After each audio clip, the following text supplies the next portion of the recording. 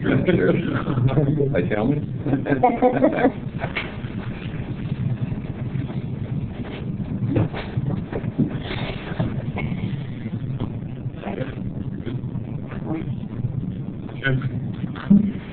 So, as you can tell, we don't have a quorum tonight, so we can't really call the meeting officially to order, or we can't vote on anything tonight.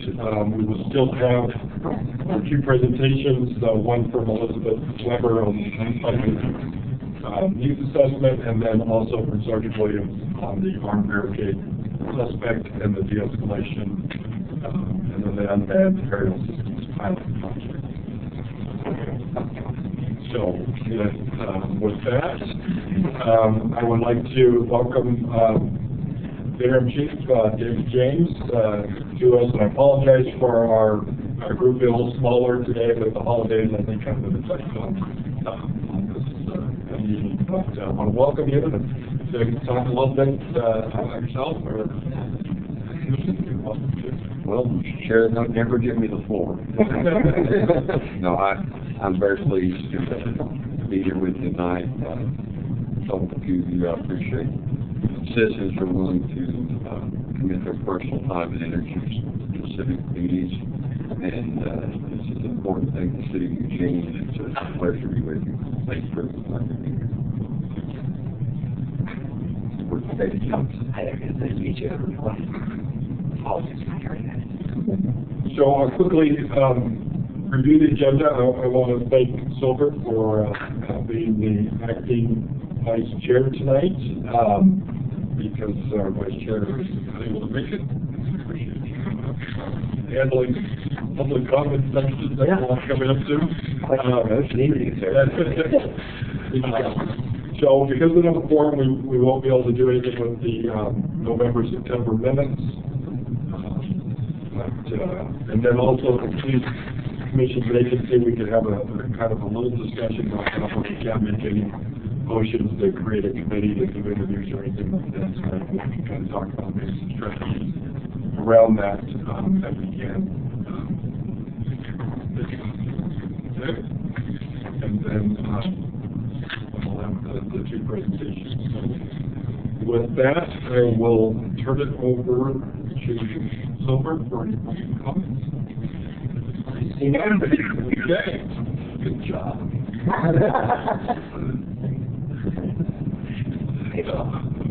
So I will turn it over. We'll have some commissioner comments, and I will on to the commissioners. All right. Thank you. So, Chief, you may not know, I'm the Human Rights Commission liaison to the Police Commission. And in charter of the Police Commission, there's a seated voting position for a member of the HRC.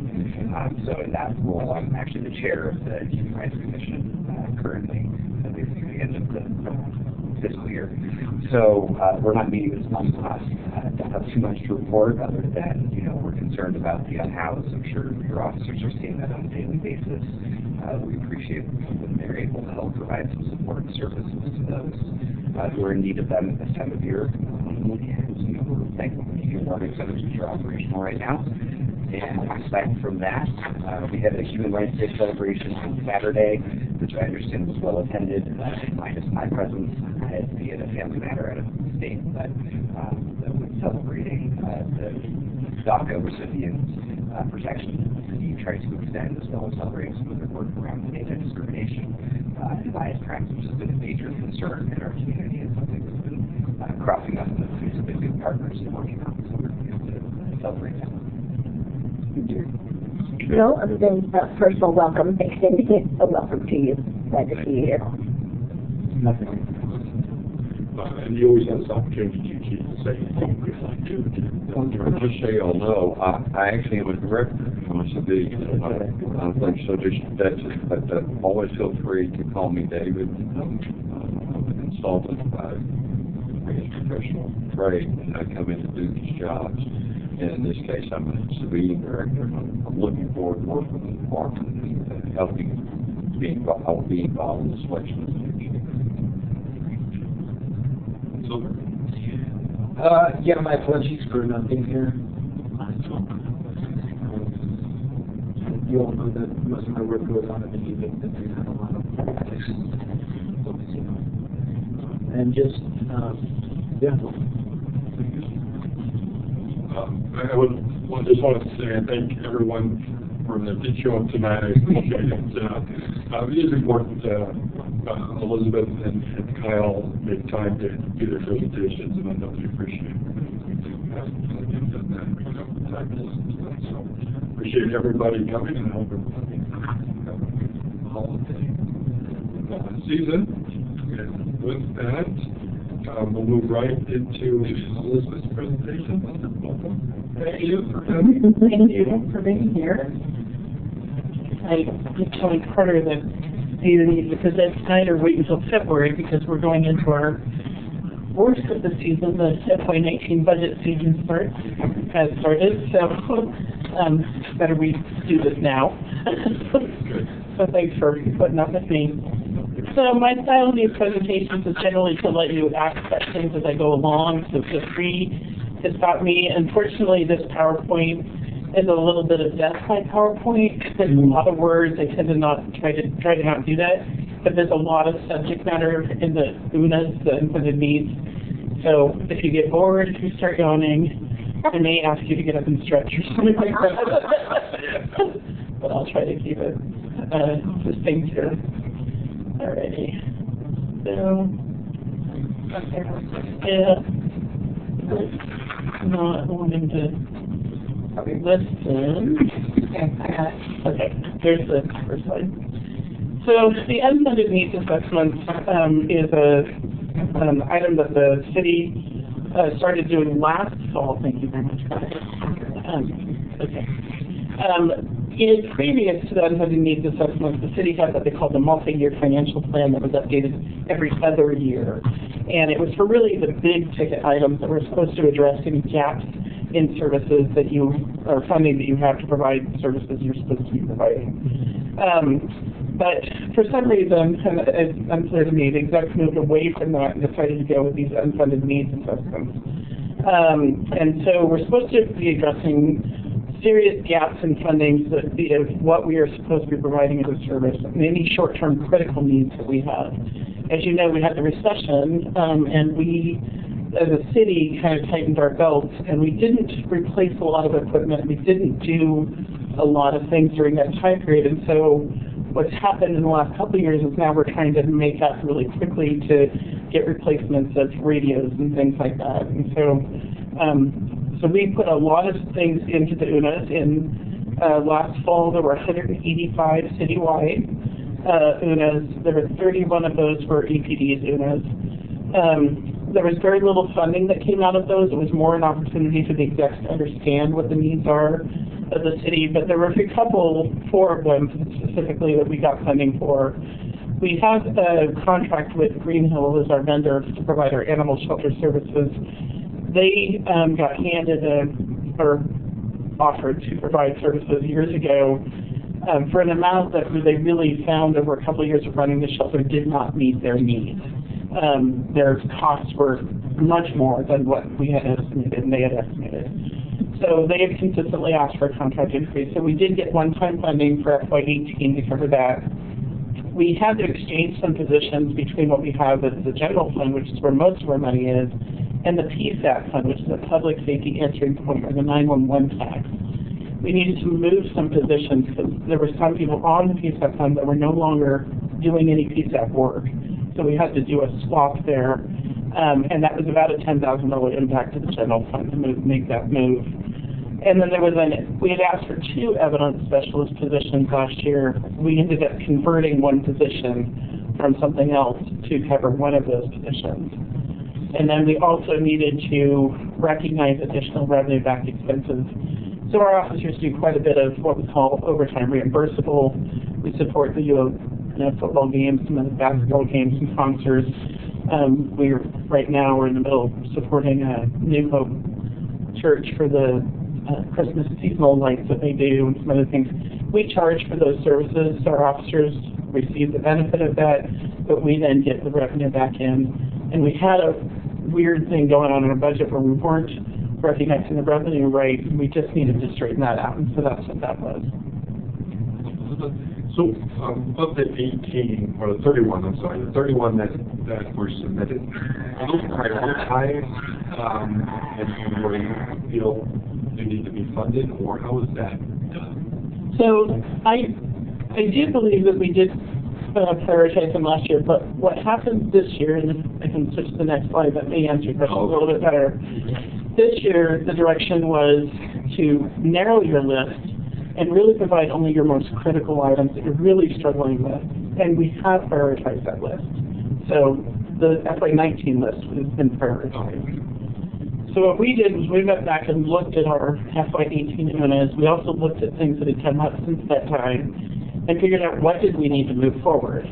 So as a city, we moved 157 requests forward in this year, and 17 of those were EPD. There were an additional 6 that we partnered on with Public Works or library, recreation, cultural services. I think we have a couple central services we partnered with. So in this, we asked for 38.84 FTE. We asked for one-time funding of $320,000 and ongoing costs of $6.2 million. And then the limited duration costs are one-time costs that didn't necessarily need to happen in this fiscal year, but could happen next fiscal year. So that was another $840,000. So roughly $7.5 million is what we really needed. That was our assessment. So you determine these after you're given the budget, because there's a dollar amount that you're given the budget department, and then after you've allocated that, then you come up with unfunded items that you still feel like need to have funding by the city. Right. So our budget is somewhere between 53 and 56 million, depending upon how many things you include in that. 53 million for the general fund, and that increase is only a percentage rate based on personnel costs. And sometimes, last year we didn't get it, this year we didn't get it, because the FY18 we did not get it. Sometimes you get a roughly 2 to 3% increase on what's called the M&S, materials and supply side. But sometimes we don't get that.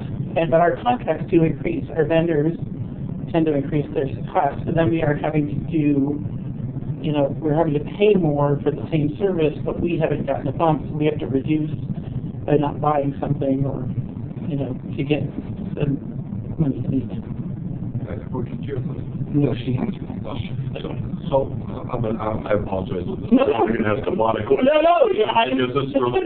I'm totally fine. So when you talk about 53, and sometimes you get small little bumps in it, but in the union's contracts for the SWORD, which is our greatest expense, there's automatic increases each year. Are those then also bumped up in the budget every year, that they're automatically, that 53 goes up by at least the amount that's in the union contracts to increase theirs? Right.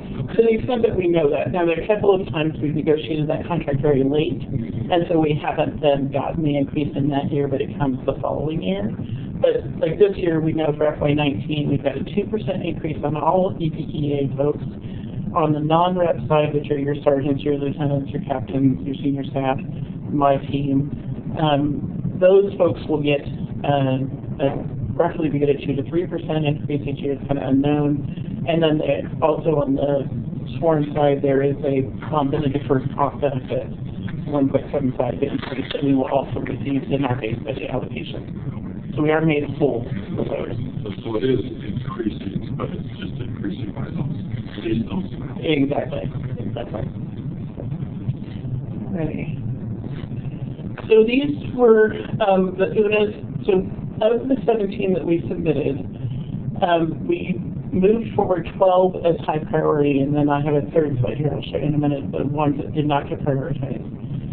The ones that we prioritized at the top were expenses we will incur. We have known incurring costs coming in FY19 that we're going to need funding for. So one is the Resources for Animal Services, which is the Green Hill contract.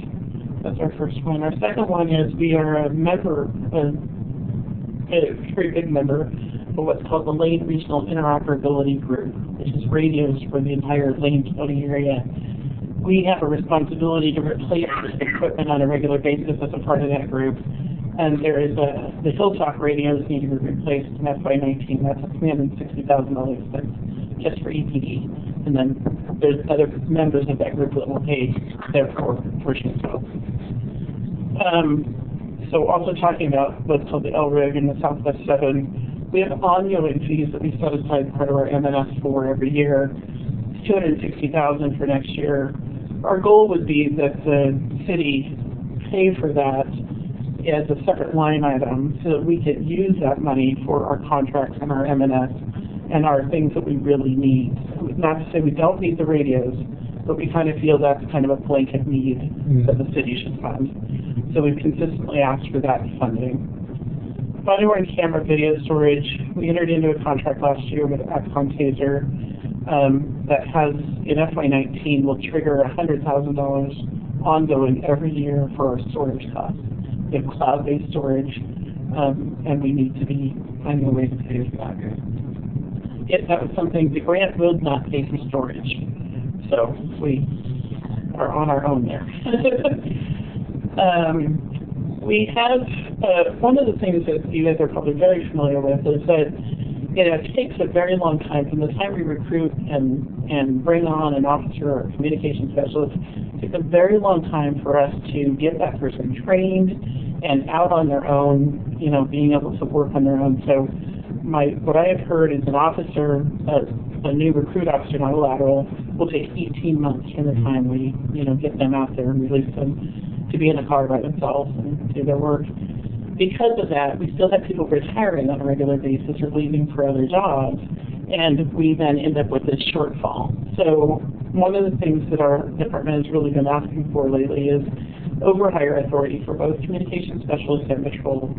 So if we only have 5 vacancies, we're allowed to hire maybe 7, 8, or 10 people, get them trained, and lose some of those people in the recruit process. Some people are not going to, get all the way through. They just aren't. But it gives us then that ability to get people on and get us to, train a class all at the same time and devote that focus to them, and then get the vetted number of however many people are successful into the position. So we're really looking for some wiggle room in our budget to be able to overhire when we have a class, a pool of people that are able to move forward. Have you asked for that funding before? Yes, we have. Have you received it before? No. We did get it. We have $150,000 that was just given to us Monday night for overhires from Comspecs this fiscal year. So, but the chief, David Chief, prior chief, this was something he was pushing on pretty hard. So those are our number 5 and 6. Next up was communication center additional staff. I'm sure you're familiar with the ESCI study that was done. That study said that we need up to 6.5 FTE additional just to make the comm center run smoothly and reduce the overtime. We have people who are drafted consistently and burnout is quite high out there. So we anticipate that would cost about $700,000 a year. The evidence control unit, we still are short 1 person out there we think that we need in order to do that job, do those jobs out there efficiently and continue to deal with the backlog of evidence that has been reduced substantially, but just continues to occur just by the nature of our work. We did ask for 1 additional FTE to my staff. I have 4, including myself, we have 4 FTE assigned. We manage the 2nd largest budget in the city, the 2nd largest number of FTE, and we operate with 1/3 of the staff that Public Works and PDD operate with. So we've asked for 1 more FTE to try and help balance our workload. Is that because PDD and Public Works have a lot of grant funding and more contractors that they deal with on a regular basis? It probably has more to do with the fact that enterprise funding, so they are able to generate their own revenue and make decisions about how they're going to spend that revenue, whereas we are like 95% of general funds. So.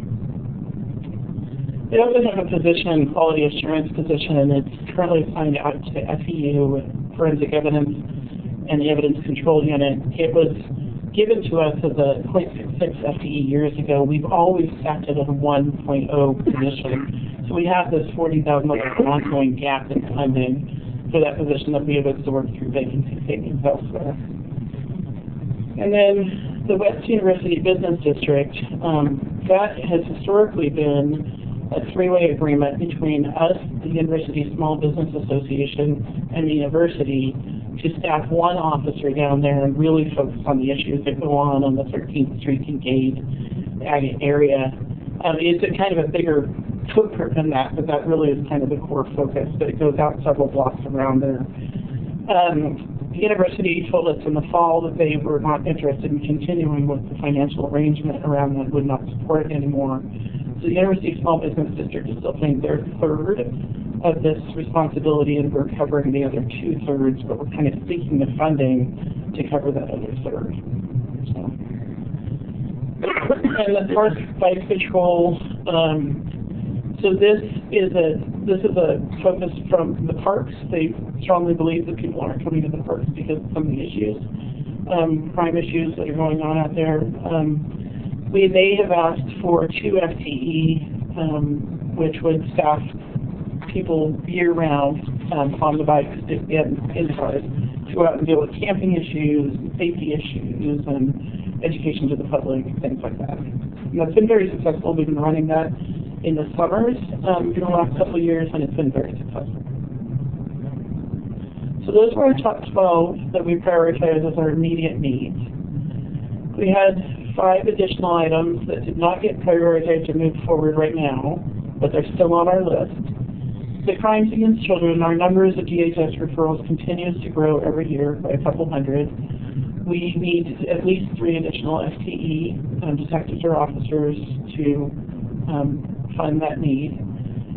We have the patrol folks have asked for increased patrol supervision. So right now we have 1 sergeant assigned to every 10 to 12 officers. In most, in your, what do they call it, best practice, we would have 1 sergeant for every 6 to 7 officers to provide better training, better education, better response if there's an issue. And so we're seeking additional sergeant layer support there. The court liaison officer is a position that was that we got rid of during the recession. We converted it into something else. We have been filling it with overtime people. We still have a need. We have detectives charging overtime to cover the court liaison position, but we really like to reestablish that position so it's a real position. It's the same person doing it. There's consistency in the way it's handled. Deal with all the subpoenas, that kind of thing. And then we have the homeless strategies team, outreach strategies team. This is the host. I'm not sure if the chief had talked about this. This is kind of an expansion of what is now the court, the community outreach response team downtown. So the chief had a big vision here, and his vision is 10 FTE, so 2 teams. Each team would have 2 officers, a mental health worker, a homeless advocate, and a medic. 2 full teams to go out and really work on the issues that need to be worked on. Not just in the downtown core, but throughout the city. And then the public safety answering point. This is our money that comes from the Office for Risk Management State, the 911 tax, also called. That fund has consistently given us $1.5 million to answer PSAC calls region-wide. And we are predicting a gap in the funding and the cost that will start at $350,000 next year and will continue to grow each year as personnel costs increase and rates increase and things like that. The 75 cents per line. Yes. Charge. Yes. So does the city get every 75 cents that's registered here in the city, or all cell phones and all of that? Do they not match that funding because this many phones are housed in Eugene and that's the money they should get?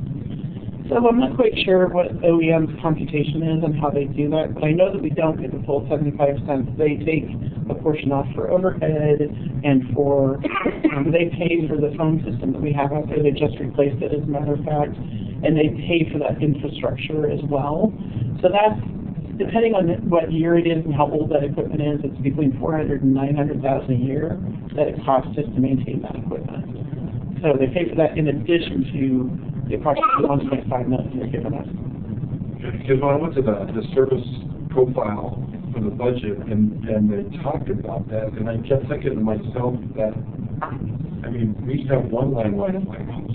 Now I have 4 cell phones, and each one is charged 75 cents, so that money's increased Right. than it was 10 years ago or 15 years ago. Why?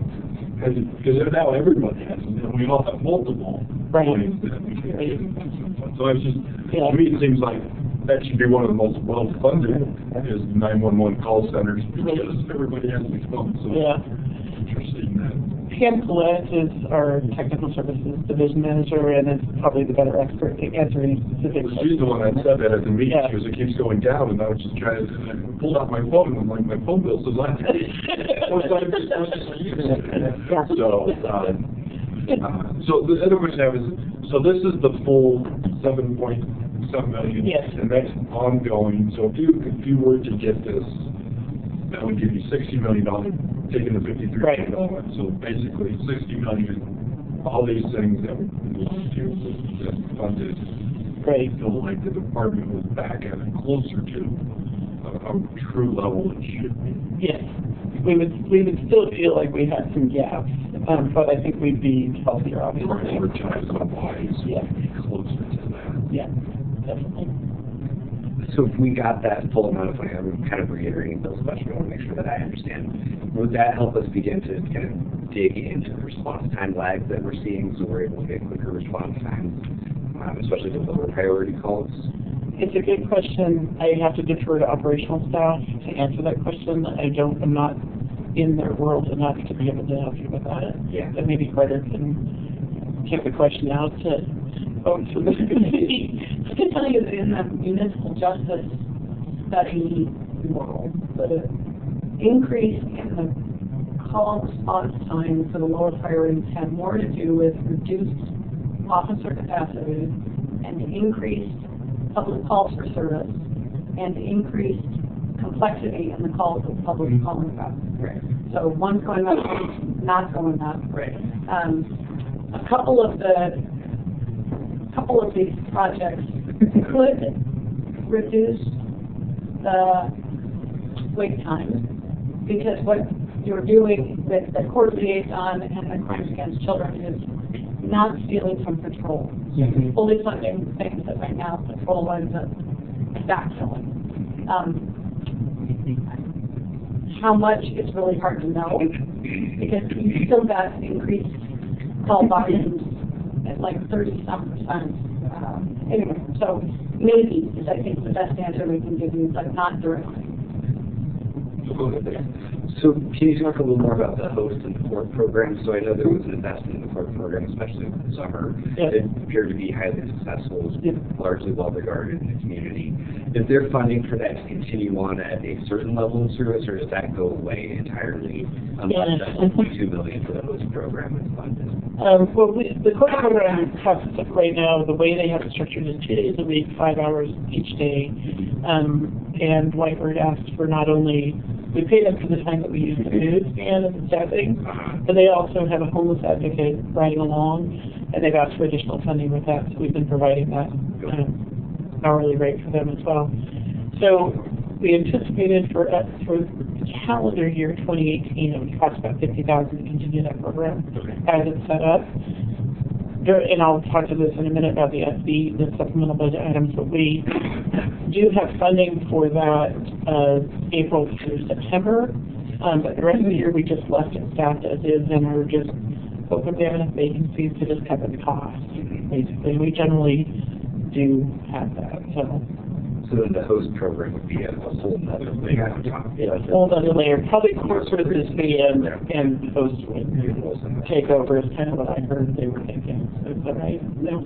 In another role that I'm working on, the downtown operations project. So there has been significant confusion with community court starting at the same time as the EPC's court program with an acronym that sounds strikingly like community court. So host was designed to swap out court. Yeah. So each one is, regardless of what the team is, Chief Kern's vision was that it would now be called host because court got really complicated. And he even stopped using court and we kept talking about community outreach response team. Whenever he was talking about these people was, is he talking about community court? No. So issue 1 is different name, same thing. Issue 2 is the downtown operations team works on a season, so April to September, which is largely the summer season, which then spans 2 fiscal years. Right. But they got special funding last year for the 2017 summer season, which then got funded out of part of fiscal, whatever, 2 fiscal years. Yeah. But it was special funding. So what Elizabeth's talking about is we're partway through next year, and there is still an effort and a whole group of people working on what's next year's summer plan going to be with price tag. So it is entirely possible that downtown operations funding will happen next summer, and it will finish out the balance of what doesn't get funded now. And we didn't know that it was going to be funded last year at this time. So, right. I don't think there's any expectation that one host team is going to go away. I think that from the city standpoint, from the downtown operations group.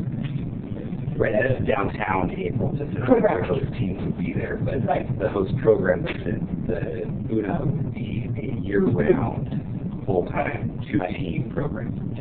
Thank you. Yeah. Just want to make sure I was on. Does that make sense? Yep. Because you and I are working on. Yeah, we're working on lots of pieces. Is there a concern, sorry, that downtown has park hosts? Is there a concern, the same naming concern of host programs with not hosts? I think I'm concerned about that. Thank you. You got to pick a name that no one else has. Elizabeth, I'm going to continue to go down this, and I'm going to tell you why I ask a lot of these questions, because when we did our presentation of our plan to the council, they asked us, well, how much more does the police department need? And we couldn't answer. We said, man, defer that to the time Chief Kearns and the city manager. Do they get, does the city council get this kind of information? Because there was one council that says, well, do they need 15 officers? And well, if I just look at this, there's a lot more than 15 officers here, and there's a lot more funding because you get one program, 10 officers for $1.2 million, but in the detective world, it costs you more to get 3 detectives, you know, is half of that price. And so that's why I would never want to answer that question, because it's not just 15 FTE, it's actually $7.8 billion is what they need. Right. And so do they get this? Does the council get this information presented to them at time? Yeah, I would say that because, you know, EPD is very chain of command oriented, and so is the city. And so we filter this information up to execs, and then it is up to execs to take it to the next level. So I'm not sure actually when it gets communicated. I only go to the city council meetings a year, because those are ones I do. I'm not sure what is filtered up to them. I know that during the budget committee season, which is generally in the spring, city council is also in attendance with the budget committee, and they do get information that is usually critical needs at that point, and it usually comes forward as far as public comment. So. Well, I'm a little sad because one of our commissioners is the budget chair. He's not here tonight. That would be. And I think he would have wanted, because these are questions that he's asked, trying to figure out. And so I think we need to figure our conversations and figure out how we make sure that our council members, at least the ones that are sitting around this table, know this kind of information that they can take to the council and say, really, this is, it's a dollar amount. I know we have to say that. It's a dollar amount they need. You can't go by rent. It's not 5 patrol officers. It's, right. Right. And I'm happy to meet with Scott separately if he would like. I will let him know. Yeah. So I also wanted to briefly talk about the other bonus that we partnered with people on because they do have impact to us. So last spring we were working with Marie Dowd, who was the risk person for the city, is now retired, on an emergency operations center / special operations facilities.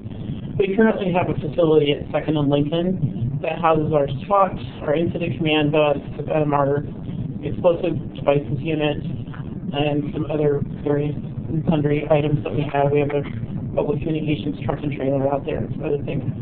That facility is not earthquake ready and is in the floodplain. And is a hot commodity for other businesses who would like to take over that space.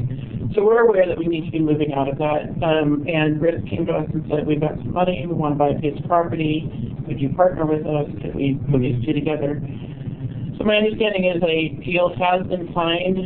It's a facility out West Eugene somewhere, but now we need the money to build the facility and maintain it. So that's what we were seeking there. We have airport staffing at the airport, so we currently assign 4 officers out to the airport to meet a federal mandate and have armed law enforcement officers on site during plane arrival and departure times that TSA is open. They have not been funding that fully. We've been absorbing the difference in cost to our budget. We have pushed on them repeatedly to be full cost, pay the full cost. They've got about $100,000 shortfall, so they're asking for money to cover that. The park safety and security, we're looking for, I'm sorry. So passenger boardings are at an all-time record high. They've been going up almost 10% a year, every year for the past 3 or 4 years. And I'm not intimately familiar with airport operations funding, but a significant chunk of their funding, doesn't that come from passenger boarding fees they're charged? Right, so airline fees and rental car fees and... So how is it that the airport, at a time where they have record high, don't have $100,000 to pay their fair share for we expect to keep their passengers safe? Because it's not like they've expanded the hours of operations either. I mean, they've been leaving at about 5 a.m. and the last one gets in at about 12:30 a.m. 7 days a week for as long as I've lived in Eugene. So what gas do you, maybe you can't say, I want to do it in a but...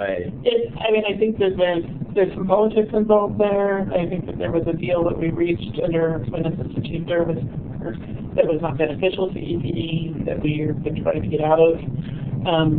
And so, yeah, I mean, we're of the same mindset. But it takes some time with the city to get those things moving. So we've been told for 2 years they're moving towards it, but we're requesting that they really do it in FY19. And that would free up some money for us to be able to do other things with. So that's what we're trying to do. Park safety and security, this is just a continuation of the summer program. We're looking for ongoing year-round funding for that. Downtown enhancements, this is part of that one-time funds that we got last summer to really infiltrate downtown.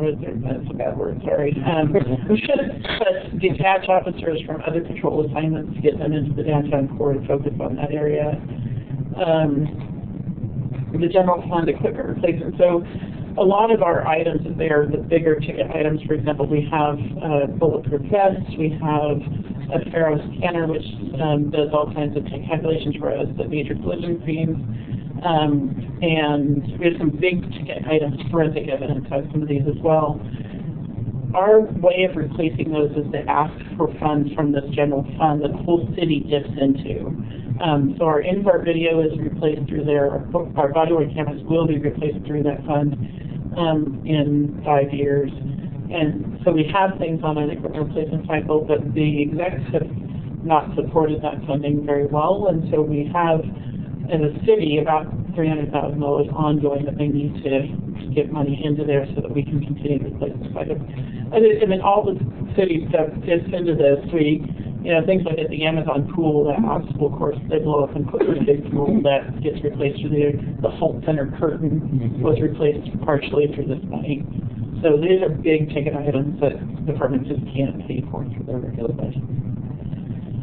And then we have radio engineering and replacement. I'm going to talk about this in a minute, but ongoing we need to be setting aside about $120,000 a year so that in 10 years when we replace our radios that we're getting in February, we'd have the money available instead of having this massive ticket, that comes back.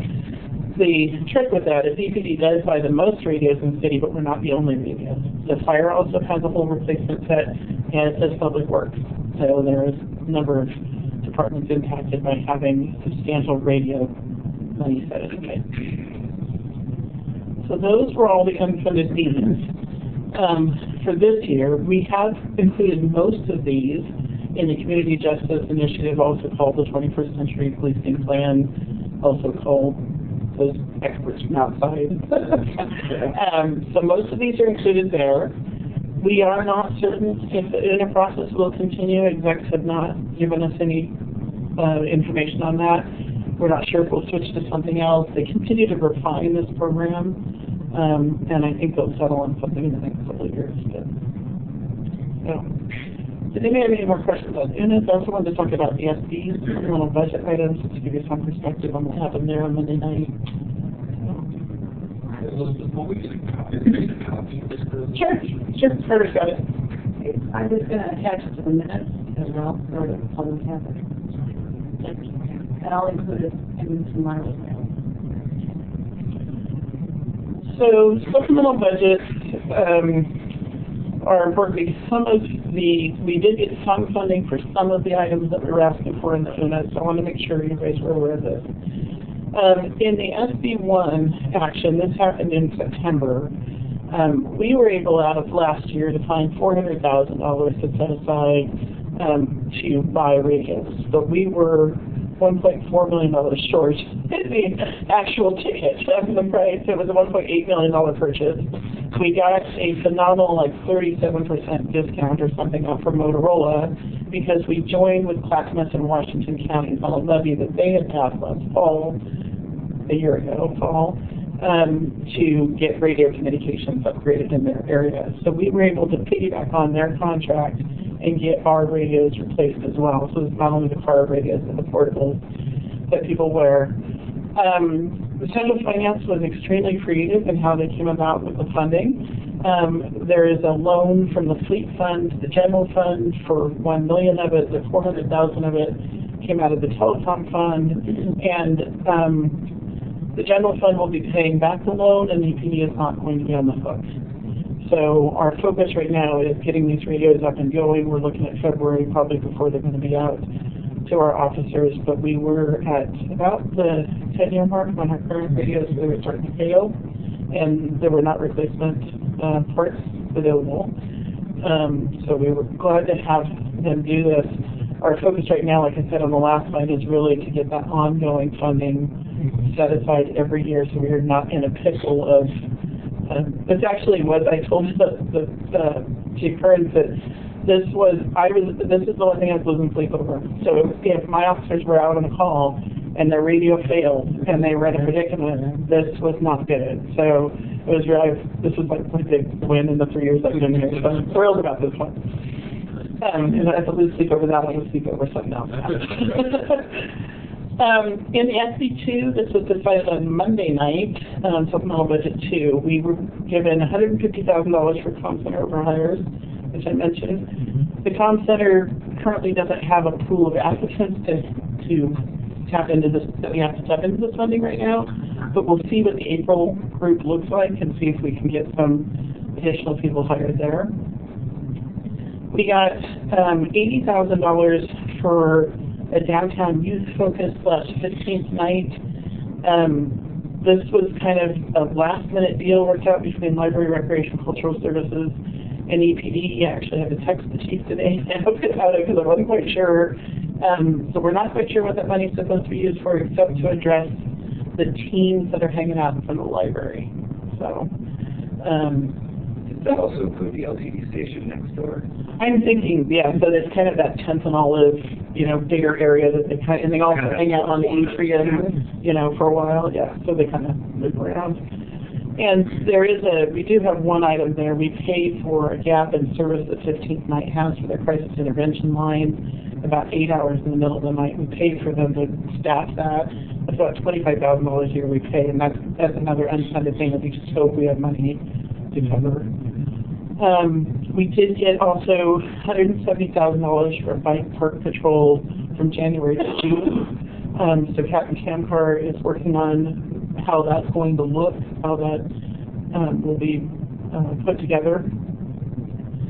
We reallocated money. We've been given money in FY17 for the downtown focus. We didn't use all of the money we were given. The plan was to reallocate it. So that was reallocated and added to the $200,000 we had been given this year as well. So we've got $350,000 there. And then this was a Central Services idea. They had some extra money in their budget from last year.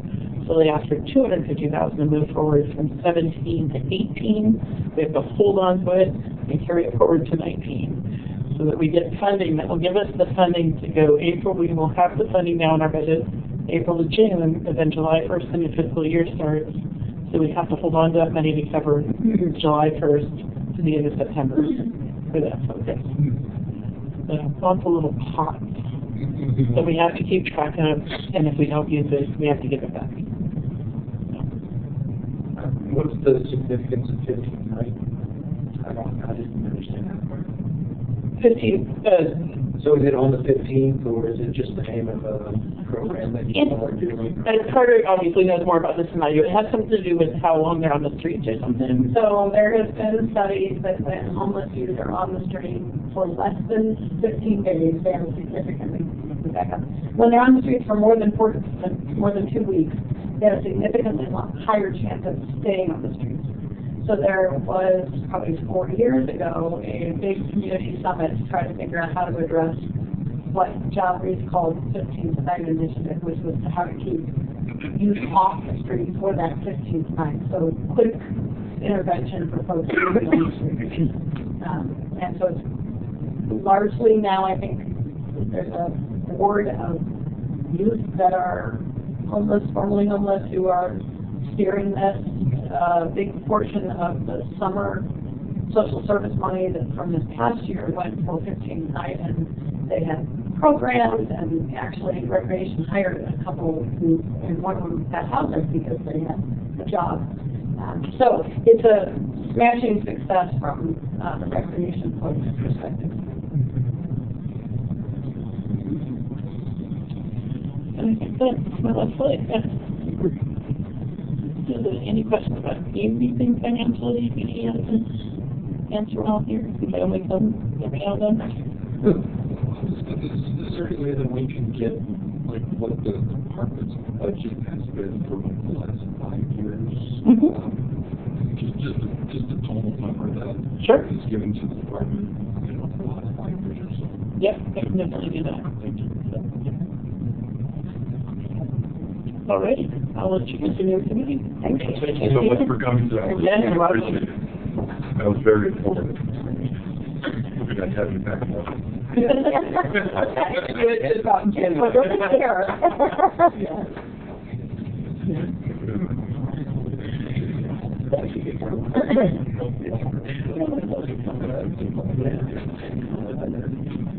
Okay, so our next piece up is our police commission vacancy. As we all know, Bob was selfish and moved off to Virginia and left us without a commissioner. So there are some applications. I think there's 3 that we've received so far for the vacancy. And so in past, we have always tried to form a committee, usually led by our vice chair, to interview those applicants, and then they score them, and then that's sent out to the mayor. Well, if we don't have a quorum, we can't appoint that. And so a couple things that we could maybe do is that we could ask Carter to just send us out the applications, and that we can review. We could then talk about them next month, or we can just have everybody, if they want to let the mayor know what they think of the applicants individually. then we can just let the mayor go through and interview those three people and pick somebody to join the commission. So those are sort of our options. We just can't do anything at the commission. But we can just ask Carter to send them out, and then we can let the process continue with the mayor. And with your permission, if you want me to send it out to you, I would request to redact private information, because what I send you is public, and what's on there is personal. So I will redact contact information for folks. Okay. Does it fit that when it ends up in the council's packet, it has this person? They don't include it in the council packet. Okay. So what type of information? It's everything that you filled out on the application. So name, address, phone number, email, home address, I mean, everything that you probably Personal know. information. Yeah. Yes, right. So it has the name and then all the answers. And that's all. Yeah, I would just block out. Yeah. Okay. So that won't slow down the process, I guess is what we're trying. So what, we come to conclusion that you're going to email the applications to us, and then should we contact someone about it, or shouldn't? I mean, what should we do after that? So what I'm sort of suggesting is that we just let the process continue, which means the mayor could then interview those three applicants. But we could, if you like, you could weigh into the mayor personally and say, this is what I think of the applicant or of these three applicants. And that's up to you. We just can't do it as a commission. Right. The challenge that you have is that you can't have a dialogue until you come together in January. And the mayor can't hear your input. I mean, you can't set up a committee until you get together in January. Then you set up a committee, and then you meet, and then you get your recommendations to the mayor, and then she sends it to the council, and then the council schedules the date. So it could be a waste. And since there's only three, yeah. Is it okay to film, or is it okay? It was 1 month, and we've got 3 applicants. So applications are closed. We could open it again. It's our process. So the way to expedite the filling of that would be for you to get the information and function as a committee as a whole, basically, but not meet. So you just set it all out, and you reply to the mayor and say, but don't copy each other. Don't. Right. Or you. Or you can copy me, because I'm not a public official. Okay, so just straight to the mayor and to public officials. Right. So you can let her know, or you can probably get a staff person at the mayor's office so she's not getting 500 emails. And then they would compile them and send them to her. She would interview and appoint someone. If you want more input and control than the mayor appointing, council confirming, then it's going to have to wait for whatever public process you want to set up at your January meeting. So not trying to shortcut the process you want to have. It will delay filling that vacancy. Well, I was on that committee last time, and we had many more applicants. So it was, I mean, I think with 3, this makes it a little more doable than if there were 10 applicants, then that's quite a process. As it is, you're handicapped by not meeting someone, because what's on paper is I really want to see something, talk to someone. So, in the absence of that, and the mayor is who you have to interview with anyway, and she may as well make the decision if that's, for only 3, I think that's... Right, because we will, I think we have people that will have to apply for the actual regular time. Don't believe we have anybody coming off in 18. We got hospitals or somewhere, but half will be going off in 19 and half will be going off in 20. Okay, yeah, so this way we can get somebody instead of waiting until maybe June by the time it goes through the process. Everybody's comfortable with that. So to clarify, I'm going to email a redacted set of applications to the full commission with instructions, but Here's who's nominated, who's applied. The mayor's scheduled to have her interviews. I'll find out what that date is by this date. If you want to weigh in, get your input to so-and-so and the mayor's spouse by date such and such. And then please don't talk to each other about this. Okay. Okay.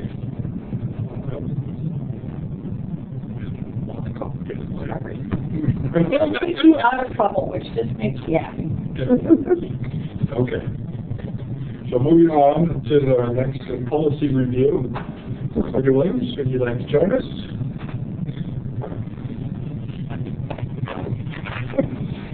Can't sit all the way down there, okay.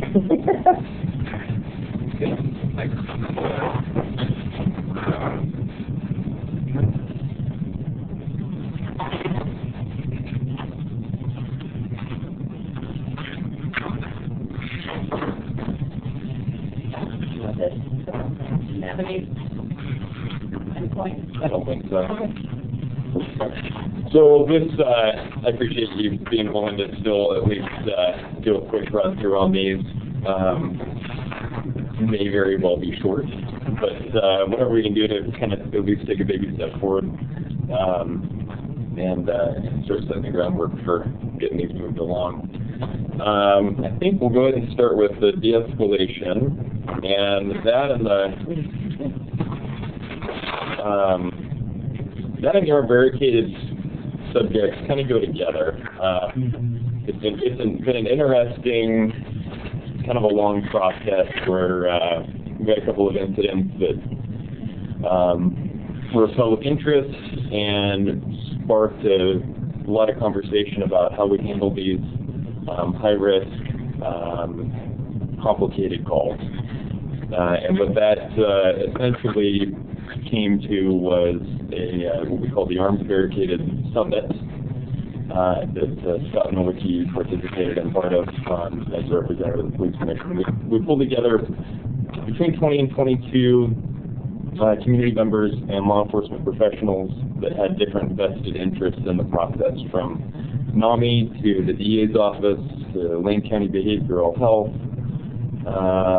Police Commission, Human Rights Commission. I know we were invited. We had staff. So in the absence of commissioners, Jen was there both days.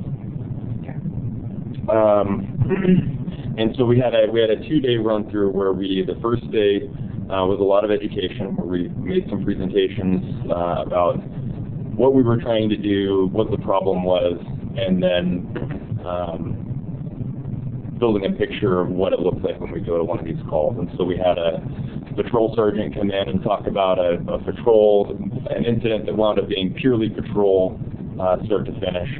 And then the SWAT lieutenant gave a scenario about an incident that wound up being a SWAT call, and then what that looked like. And then from there we did some roundtable discussions about what the community's expectations were, as well as our internal folks, and strategically placed people at tables, small group tables, so that we had a mixture of folks at each table. We didn't get all the cops at one table and all the community group leaders at another table. And so we wound up with a lot of great conversation. The second day was shorter, where we took what we got from that and then brought it back to the group for more comment. And then from that, we have what we're looking at here. It's very complicated, and what we came back from was a lot less about specific policy and a lot more about what the expectations were, what people wanted to see out of it. Very positive response from the community partners that just had no idea how complicated and actually how thorough and how well we really do these things that are far more common than anybody in the city of Eugene would ever imagine, to varying degrees. Because this sort of thing can apply to a lot of different incidents. When they start out, it may only be 15 minutes, but this could be what you're going to, and poof, it's over, and it never hits the radar in any way.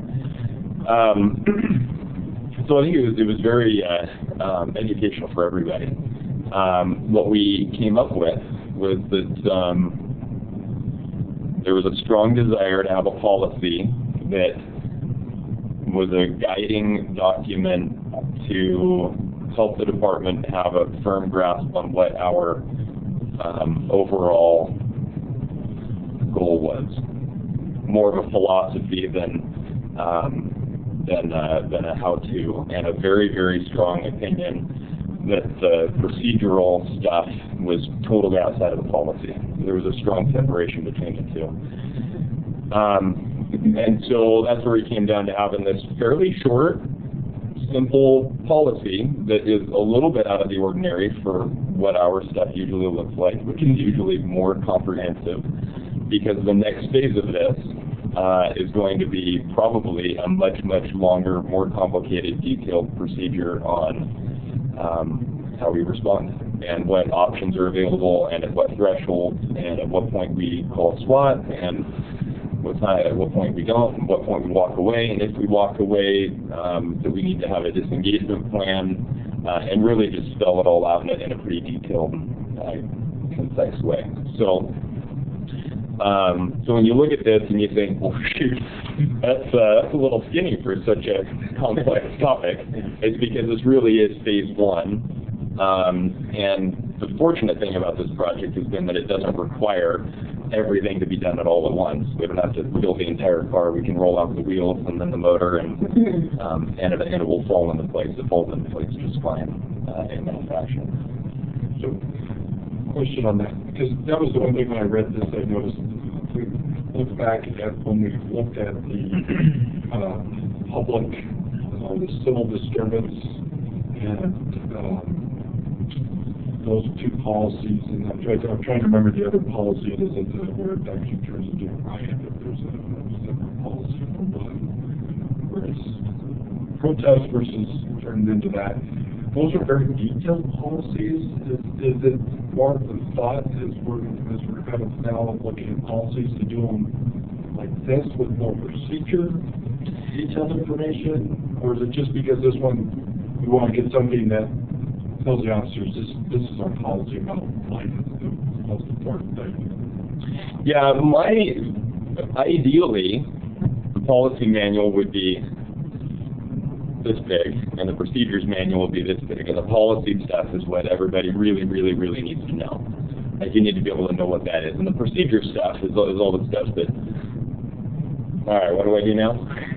You have the option, you can pull it up, you can verify that you've done everything you need to do. It's difficult, and really we try to look at each one as what is the best fit for this. Are we going to miss things by separating it out and making it into two? My vision likely, and a lot of this depends on our leadership and the next 6 to 12 months, is that the armed barricaded subject is kind of a topic in and of itself. And the procedure side is actually quite a bit more broad, because the way we respond to high-risk incidents is very similar no matter what the incident is, at least at certain junctures. And then from there you get to choose your own adventure, where it's this, then we start going down those rabbit trails. And so it's all kind of up in the air. But this is pretty specific in a philosophy document, where the procedure is going to likely encompass a lot more. Currently, this policy is hostage and barricaded subjects, and it's been recommended that those are separated. Well, the problem is that for what that policy document says, we respond the same way regardless of whether it's a lone armed barricaded person or a hostage situation. For the things that are in that policy, how we set up, who gets notified, how do we protect the citizens nearby, how do we get our perimeter, where's the command post, and those are all things that are going to be the same no matter what kind of an incident we go to. And so I'm chewing over the next step and hoping that we have one document that does cover those things, but split out somehow in different sections, and that it's more of a procedure on how to respond to a high-risk location. And so in order to avoid having 5 different procedural documents on how to respond to this and that and this and that, that it's more generic from the procedure side in the titling, so that it can encompass more. We have way too many policy documents as it is, and so if there's any way, any time that I can simplify that, and combine and absorb and kind of make more one-stop shopping. I've tried to do that. So, but it's still evolving. It's hard to know exactly what that'll look like, and some of that depends on our chief. If you don't mind, I'd like to just, this particular, I did have some discussions with Chief Kearns about this in our transition.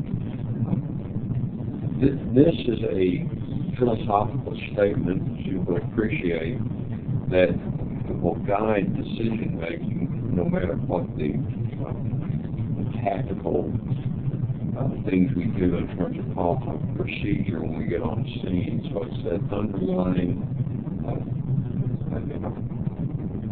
thought of what should be inculcated into these very chaotic, very fast-moving situations that sometimes are difficult to work our way through because we're trying to keep everybody safe, we're trying to get the system quickly. But what we need to be doing and keeping in mind at the very root of this is the same in life. And I really believe Chief Kearns felt it was strong, based on our conversations, and I agree with you, to have a sanctity of life statement, which also, even though this is for armed barricaded subjects, that there are instances that precipitate this policy, as it is written, and as I look at it, it will really run through the whole gamut of things we get interested in when we have opportunity to be patient, to be trying to be careful and cautious, and so it's important. The policies, the practices that Sergeant Williams was talking about, we go on with. Those practices are pretty much well known. There's national standards for those type of things, and Phoenix is taking the time to put those down so they're clear, so everybody understands that this is the same thing here, except it's philosophical. This is what we believe in when we get in situations. We will do the things we have to do to be tactically prepared and respond, but we won't keep everybody safe. So this is really a response, I think, to some situations that we've got a lot of public attention, and which would be natural given the nature of them. And this is showing due diligence on the part of the police department and the commission that approves this, but to assure the public that we will keep these things in mind, and that's our ultimate goal as an outcome. That's a lot being said. It's very circuitous, but in one case, there's a necessity for expediency to help the public be assured. I guess it's what I'm saying. To make. Yeah, no, and I understand it. It seems to be different than what we have had when we talk about these sort of instances. Because I mean, in the one I'm thinking of, I can't think of the title of it, but I mean, it talks about, this is where we start with meeting with the community groups, and then, as it changes, you have your command staff, is doing this. You set up and the show of force using, armored vehicles, or I think we changed that to a different name. But you really went into a lot more detail about, this is how the steps are. With this, what would be that same sort of process if we kept with that same. So this is a kind of a difference in our policy, and we're just using this as kind of a general statement that I really think that when I read this, and the chief had given me kind of the overview of it, and then myself and Sergeant Williams, is that eventually this may be, could very well be adopted and pulled into the kind of policy you're describing. And it's like an introductory statement, preamble to certain things. For the particular nature of these particular things, have a lot of unknowns in them, and it's prudent to go ahead and make this statement for the assurances of our community. And then, as we develop with other things, this may evolve into a different type of statement. But for the moment, these are the situations that have driven us to be sure it's clear. It is what's in the most minds of all officers. That's the way they want it. That's what they see coming out. But it's a communication for our country. And what I can see right now, there's a lot of work put into making these policies so that they're easy to fulfill in terms of those processes, like you're talking to this, it's a process type document. This would be a preamble. That's the way I see it in my mind, only that this being my first interview of it. And I think there's an urgency. Well, I wasn't here, don't know all about it. Would that be right? There's sort of an urgency and some necessity to get this out at this point, and then move forward with the very things that you're. Well, I've got this history from the summit that may be helpful. So the first draft that we brought to the first of the two meetings was probably 10 pages of what you're talking about. And folks chewed through it, and the challenge is that the circumstances are so wildly varying and dependent on the circumstances that they unfold and different day by day, location by location, that the policy ended up being incredibly if-then go to section 6.2. Like, it was ridiculously complicated to try to account for all of the different right. And on all sides, both the mental health advocates and the police and SWAT folks, everybody unilaterally said, you need to make this way more simple. You need to just tell us that you're going to take care of making sure all lives matter and that people are alive, and you're going to try to do that. So, and there has been a general interest, and Sergeant Williams has been here presenting to the Commission about how we're pulling policies out of, procedures out of policies. So we have a procedure manual that doesn't come to the Police Commission, and we have policies that do. So this is the same as everything else that we've been doing that you were notified of at some point months ago. And part of the reason that this looks the way it does is because we had that summit and that was what they said. Just a little background. And I'm not saying this is right or wrong. Yeah. Because I will, personally, I believe, I agree with you, Sergeant Williams, that the policies should be simpler, that there's a statement there that tells you how you're supposed to act or how you're supposed to in certain circumstances and then there is a procedure manual that tells you how to exactly go about not violating that policy. But it's just going to be a change, and I just want to make sure that, you know, if we want to go down that path, I'm happy to start going down. We just have to make sure that the Commission knows that, because I don't want them to take this and go, okay, but we want, and you sit here and have to go through that with us going, you know, we want to make sure that the Commission is knows that that's where we're going. Yeah, and it's hard to say if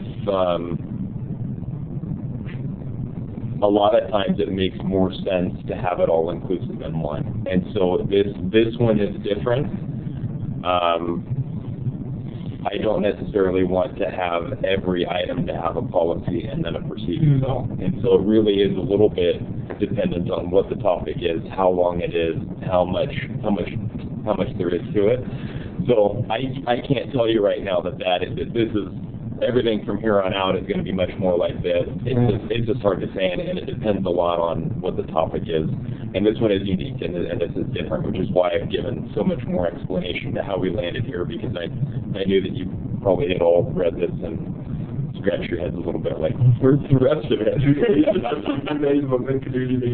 Yeah, here we are, one page, like that. This is not arguing at all, but I understood you early on to say that you expected this to be elaborated, and I thought you were saying as part of what would become this document finally, and that your expectation was that it would address procedures and there will be an accompanying document. It'll be a separate document. And it's possible that it could be connected to this and simpler, and that we do what we generally continue to do, which is rely on national standards and current practice and training, and the expertise of our experts that train and keep up on these practices, and that we add a page that gives some generalized stuff, and then we rely on all of our other policies that dictate how we respond to things. I would say it's also still somewhat possible that we wind up with a secondary manual that's more detailed and encompassing, but it's a manual and not part of the policy, and can evolve more easily than a policy potentially can. And that's still just we're still working with it because it's hard to say. But this statement here and what this means and the message behind it is important to get pushed out while we continue the work to ensure that we capture this feeling and this message before it gets lost or it takes too long and then becomes less relevant. So that is why we've parceled this, and we're moving forward with this chunk and the de-escalation chunk, and then we'll head down the road on the next bit and see where we land with it. I think this makes a lot of sense with this particular thing, because this is like the philosophical underpinnings. And so that's what you need to know. If you don't have time, and you may not have time to go look at the procedure manual, you know what you're expected to do in a broad sense, and that's important. When we have a policy about how we're protecting evidence in the evidence lockup thing, that's cut and dried. I think you can put that procedure right in there, and that was some of the stuff that we did this time. Or when you're going to wear a camera, when can the camera be on and off? Those are very procedural aspects, but this is a philosophical issue. So I think this is perfect, that this would be at least these couple of policies would be perfect. Well, it's a little bit different and similar to what I'm hoping we'll get to eventually, and I've put out some feelers for it with like the uniform and appearance, where the policy is a very short document, and then there's a big manual that can be constantly changing. And that one is severely backburnered right now. But kind of that's one where we did talk about in the past that kind of follows this model, but not everything will follow that because it just sort of depends on the topic. I'm sorry, I didn't hear any. I've been kind of just piggybacking on what Terry said. It seems like a lot of this too is how we train to the policy, and less as much the procedures, because all these circumstances are highly dynamic and are going to shift, even when it is, okay, this is this procedure that they want us to do, but all of a sudden that situation is going to change on a moment's notice, even with the greatest level of policy procedure in 4 or 5. And really, it seems like we need to train to the values that we want to uphold in our policies. And so I'm not sure what levels of training we have for de-escalation in our very human subjects, but I suspect that what came out of that summit would be things that our community values that we can help train to as well. So that would be my recommendation, is just find ways we can incorporate that into training and worry less about how we document managing to those highly dynamic circumstances. Yeah. The great thing about them is that they're all the same, but they're all different. And you never know at what time you're going to go into which part of it. Yeah. It really is a fascinating part about law enforcement. Every DV is the same, and yet every one is totally different. And so it really is hard to build an instruction manual that details everything, because you just throw it away because it was too big and too cumbersome. So it's been an interesting process. With that, since we have focused so much on the armed barricades, can I drag us over to that one? And rather than going through it, it's pretty short. Let's see if folks have thoughts, comments, feedback, word choice, suggestions. Well, that was on this one. Was that on this one? On the de-escalation. I'll just share that with you. It's not a big deal. I thought it was interesting and worth noting that under A, explicitly says communication should be limited to one officer at a time. I think that's important, and it really is worth, I think, putting into the document. just because my own sense of how confusing and maddening it can be if two people are trying to talk to you or more, trying to talk to you. In terms of de-escalating and calming and, you know, I mean, just directing your attention to one person makes a lot of sense. I mean, as almost a rule, it makes a lot of sense. It's chatted in there. Yeah. So I pulled that from. I added that section, and that comes from my experience as executive producer. That was one of the things that we relied on or focused on pretty heavily, was making sure that there was one person. You had support people that were supporting them in that communication. You always had a second or third person who was listening and giving ideas, but you didn't confuse by having multiple people jump in. And we've tried to do that at high-risk staff. It's hard to be there pointing your gun at somebody and not yelling at them at the same time. The two kind of just going into the end usually. But it's good to keep, it's good to, So that's great feedback. I appreciate that. The one thing, since we're on the details commission. Yeah, we can just switch back over to that since we're disorganized than normal. You know, and I don't know, but as I went through A, B, and C, I just struggled with what order those should be in. And maybe you kind of tell me your thinking of why the order that you put those in.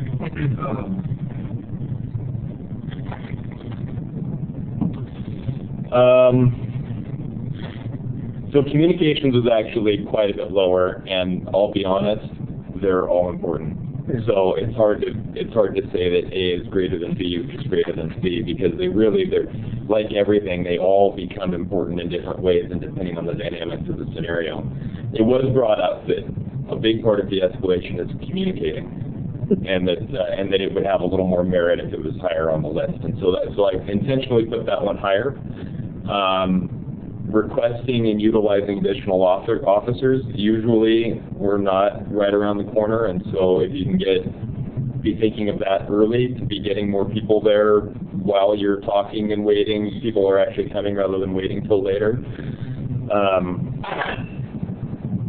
And then you should be slowing the situation, stabilizing while you wait for those people. So an incident is kind of going to flow in this way, in a perfect vacuum as we go down A, B, and C. And I guess you try to think through that, because, whenever you watch some of these incidents or read about them, that go wrong or have perfect outcome, it's, you kind of go, well, should have slowed that down first?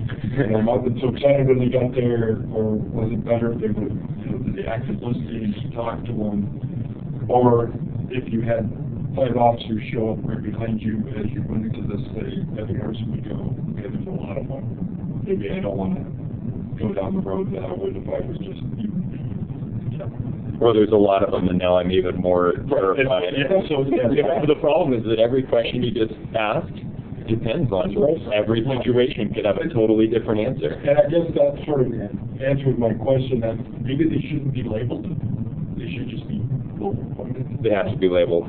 I mean, maybe it's because that's how we reference them. I mean, that's how we it's more for organization, and the problem is then if we need to reference it we have an IA, and this comes up, we need to be able to say, Officer A, we believe you violated 803.3, Section C, number 1, not bullet point 3 dash. So that's kind of the issue. If there was a way to do it where it didn't make it look like it was waiting on importance, I guess if there's any way that I could add something to the de-escalation techniques and tactics include but are not limited to, I guess we could say in no particular order or... Think about that. But that's just because... Well, you do have that, but not limited to. Because I just think that, just everybody needs to take a look. I would assume it would be good for every officer as they approach a situation thinking about all three things. Okay, which one's is good? Maybe kind of the situation, like you said, they're all dynamic. Yeah. One thing worked better than another, and I guess, it could be you slow things down, you tackle, Lots of times these are all happening, it's all happening all at the same time. And that's all. And there's three more on the back on the next page. Yes, and you can make a case for making F the first one. Right. Or making calm and Making professional. G the first one. Yeah, anyway. Keeping a little distance. It just depends on the day. What's happening? Yeah, they're all important. And then I guess that was where I was ultimately going. Yeah. I hate to see him labeled as somebody with calm and professional would be my last thing. I'll really try to get out there all the other ones failed. Yeah. Not saying that officers are just doing that. Go ahead. Sorry. I was happy to see C2, which is the parts about when time and circumstance that permit, consider, and accommodate. I wonder, a couple of, thought and a question, and I'll lump them together. The thought first is perhaps fear ought to be included in that list. Most of these are mental or physical or physiological issues, but I think that oftentimes people who don't oftentimes interact with the police in a situation where a weapon is drawn have very different reactions than they would if it was a non-weapons drawn situation. And the police have only the best information that they're given at the time. And I think increasingly in society today where people see situations that may be perceived as threats, where they assume that there's a weapon or think they see a weapon, and then they call in a 911, and the report at a dispatch is armed subject. So they're going to respond with the appropriate level of response to that, which oftentimes involves a weapon for them, when the subject who they're interacting with may not actually be armed in the way the caller thought. So to have a police officer where they think, I'm just hanging out, show up with a weapon drawn, their reaction can be very, very different. And so fear might be something to consider there, or some kind of other emotional response due to a non-customary situation. Yeah. The other question I was going to ask is, how do we train officers to attempt to ascertain this? Because it seems like a lot of times in the use of force cases that make major news, it's situations where they don't have the opportunity to identify why the subject is not apparently complying, even when the subject appears that they are, and the light of day afterwards makes it look a lot worse than it was in the moment. And so what training do we give to our officers to help them determine, sometimes it's very obvious medical condition, if they're in a wheelchair, like, okay, I get that. But what sorts of trainings do they receive to help them be able to do that? Our academy, going back to probably the 3 to 5 years before I got hired, when I was a cadet, they started rolling into doing a lot more scenario-based training, where you get people that are in sterile environments but are presented with high stress, variety of types of things, and you start building those responses, that ability to interpret what you're seeing. And the Academy of the DPSST has really continued that pretty strongly. I get to be a role player a lot as a cadet, so they leaned on us quite a bit, which certainly gave me some advantage when I got hired a few years later.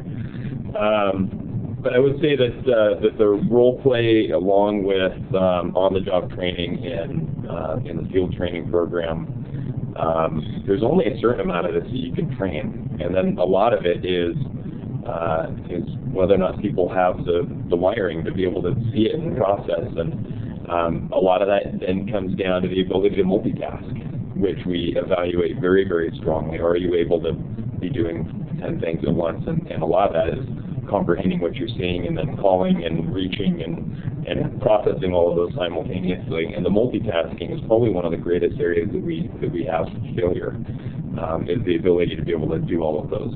Because we have recruits training with just lock up. I mean, they literally freeze and can't comprehend.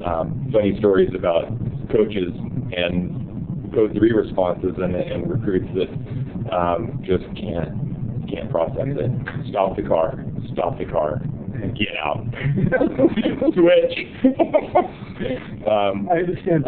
I'm driving. I'm taking over now because we still have a job to do, but where people just can't process all of that. And so between all the basic training of just getting people prepared and equipped and competent with using their tools so that they're not thinking about it, and then giving them the experiences in the sterile environment as much as possible, and then with guidance to be able to naturally build those responses, and it's just hard. And it's easy to watch video and think that there's a lot of time and you have time to process, and yet we forget about the action-reaction, how long it truly takes to see something and respond to it. And how do you train that? So it is difficult, it's complicated, but experience, repetition. How much of it is covered in social training? Is there any of the sort of recognizing medical, mental? CIT? Yes, whatever, yes. Sorry. I would say there's a lot of talking about what it looks like when people are in crisis and signs and symptoms and things to consider. There's certainly quite a bit of that, and it's been a lot of years since I went through it, so it's changed quite a bit. It's evolved a lot over that. I went through one of the first ones probably 10 years ago, and I haven't been to another one, so it'd actually be interesting to see what it is now, but there's a lot of discussion about what that looks like and how different people will respond with different approaches. Have you heard anything about the use of new augmented reality, where you enter a reality through your virtual reality thing? The speakers from outside the 21st century mentioned that. Do you remember that was as a training aid? Yeah. I haven't seen any actually put in practice. We have a system here actually upstairs that's it's a big pull-down, basically a big screen with a video projector. I'm seeing lots of smiling nods. So not as cool and fancy as the headset where you can like feel on a treadmill walking through a place and there, but I imagine that stuff will come. It's just a matter of. I think it's pretty soon. Yeah. I haven't personally seen one, but I'm also not a DT's guy that's going to the trainings and seeing all the vendor demos. This sounds really the greatest technology. It sounds to me like it has a lot of potential for assisting with the kind of thing. Yeah, and we'll have our defensive tactics guys will put on a day where they go phases from day shift through graveyard, and we pull patrol officers in 2 at a time and let them run, take 15-20 minutes and go through a couple of scenarios. And so that happens periodically as well. Pretty cool. Yes, sir. Never any need for commissioners to get just experience that, maybe. It's certainly possible. I mean, I would imagine it wouldn't be at the end of the world to set up the time to we've actually make that happen. 2 years ago. Well, I was not here, so I don't know how it went. It actually went really well. We did it on a Sunday, and you could go through the simulator. And back when we had the Citizens Academy, they actually, one of the days is they do live scenarios where they actually put you out with people who play the roles, which is what he's talking about. They do in the Academy, which is really eye-opening. Even more so. Yes, because you realize that when you're interacting with somebody, it's a lot different. It's way more terrifying. And just your reactions to things that you don't realize you'll do. Yeah, when I was new, I had never been in a fight before I got into law enforcement. I was the worm tongue that talked my way out of stuff. And for the first little while, I had some wondering about, how was I going to react when the rubber really met the road? And in scenario training, I reacted just fine. But it was that first big brouhaha, that knockdown, drag out in an apartment over off of 99 that was a couple of minutes long and broke lots of furniture. And that was the first time where I was like, okay, I got this. but it kind of took that one to just know that that I was going to react appropriately and have that have that right response, because until the rubber meets the road and you're facing it, I didn't turn around and run away. So I figured I was going to be okay. So this policy, since we're on to the de-escalation, just a little bit of background on that. This is obviously a topic that's been talked about a lot for years now. I would say that EPD was a pretty early adopter of this way of doing things, and it snuck its way into policies with a few lines here and there. And the reality is that this is now morphed into an accepted way of life, basically, for law enforcement. And we have an expectation that officers do it, and that they employ it at every opportunity. And so it seemed like, and this kind of also came to light because of an IA that really got me looking at the use of force policies and the de-escalation language that we had in the use of force policy, and the reality that it just feels like it's time to have it be on its own. And in the Armed Barricaded Subjects Summit really validated that. So we were already moving towards expanding the language about the de-escalation, and then again, this was a portion of the Armed Barricades. But we basically were training all of this, and then had a single line in the use of force policy that said that you will, but it wasn't as expansive and it didn't stand on its own as its own thing. And so this way, by creating this new policy, instead of having it in little bits and pieces around, this one will trigger a little bit of an organizational change, where a section in the use of force policy will be deleted, as well as I think at least the taser policy, and then references added to all of the different use of force option policies to references as well. So it signifies an organizational change, and then also it really solidifies that this is something that EPD is and will continue to be, and that it's not just a line in our use of force, but that this is important and it's not going anywhere. So that's a little bit where we're at on that. It really doesn't make anything new. It's not any different than what we've always have been doing for a long time now, but formalizes and makes it more of a statement, and then simplifies our policies in a way that we can reference rather than rewriting in bits and pieces. I'm very excited to see this, because I think one of the things in the public's perception is they don't realize that, like you said, the department has been doing this for years, like many other things, but we just haven't documented it and got it out there. That this is our policy. This has been that we're doing this. So we're going to where we do this. Yeah. Any other thoughts, concerns, suggestions? Come on. It's the wording thing. Yeah, I'm curious. You had me hanging all meetings here. When time and circumstances reasonably permit, officers shall consider. I would make that assess rather than consider. I just think that's a stronger word. And then, in other words, it's more active than consider is more a passive idea. And then accommodate sometimes carries different connotations, so you're going to act accordingly. You're going to assess and determine whether or not the subject's lack of compliance, blah, blah, blah, and then act accordingly. So that was just, I think it's just a stronger way to phrase it, that's all. So I would argue that determine may be too strong, because we don't. Who knows? No, I don't mean determine this, but you're going to determine how you're going to act.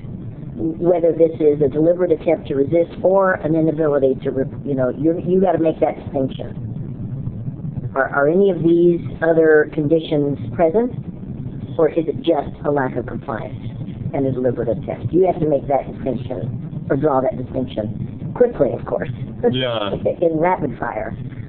So, you know, I mean, just, I think assess was a better word, and Yeah, I like the assess. and maybe not accommodate. Sometimes accommodation is you've given up something to accommodate, rather than you're going to act now based on this determination. Yeah. Now you're going to decide how to proceed. That's all.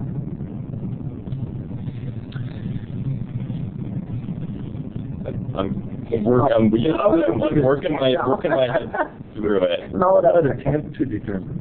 I mean, you can't determine it, but you can attempt to determine it. Try to determine.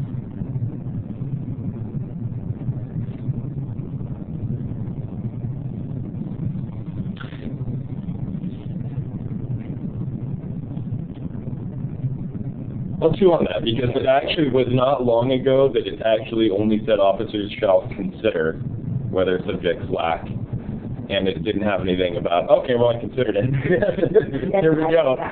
So I actually added the accommodate in trying to not put, because it's also when time and circumstances reasonably permit an accommodation, because sometimes we're not going to be able to. So it is difficult how we go about that we don't require it too strongly and then have an expectation that's set too high. Well, I'll take another good look at that, and why don't everybody give a good chew on that, because I think we're going to be back at these next month anyway. So that's a good one, and I appreciate that. That's a good one for all of us to kind of think about a little bit more, and I'll take some more look at that as well. Anything else for that one? How about the armed barricades? Do we have any language discussion about that? We kind of kept jumping back and forth, but I didn't get any solid read on whether or not there was any. I wasn't getting much. I just want to make sure we didn't skip over it too much. The only thing, the first line, I think, is an important line. And I don't know if there's a way to highlight it better. I mean, that is the basic stuff. Yeah. That idea comes up from time to time throughout policies. Hey, this is a really important word. I generally resist it, because then we wind up with highlighted. Well, then this one's really important. When it's highlighted and bolded and underlined. I'm not opposed to it, and certainly the commission could make a recommendation that we do that. I generally have resisted, because otherwise we just wind up with potentially a lot more stuff. It's less uniform, but yeah. About just a suggestion, and hoping that we English teachers. He just broke that line out. Oh, make it its own line. Make it its own line. Yeah. First line, and then the next one is you would have the rest just under it at the start of the next. Yeah. And Well, that way you're not still separate itself out. Yeah. Well, and since I was not able to meet my goal of getting this squeezed onto one page, One line doesn't matter. despite my greatest attempt, it's not going to happen anyway. So, yeah, it wouldn't be a problem to bump that out.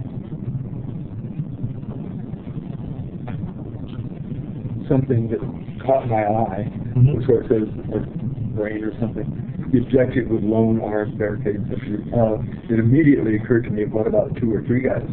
The loan actually isn't. No, and that's actually been removed in the version that since Friday when it was sent out to you guys. Yeah. It actually is. This whole thing started as lone armed barricaded subjects, but we've shortened it really down to non-barricaded subjects. Yeah. All right. And on to the fun stuff.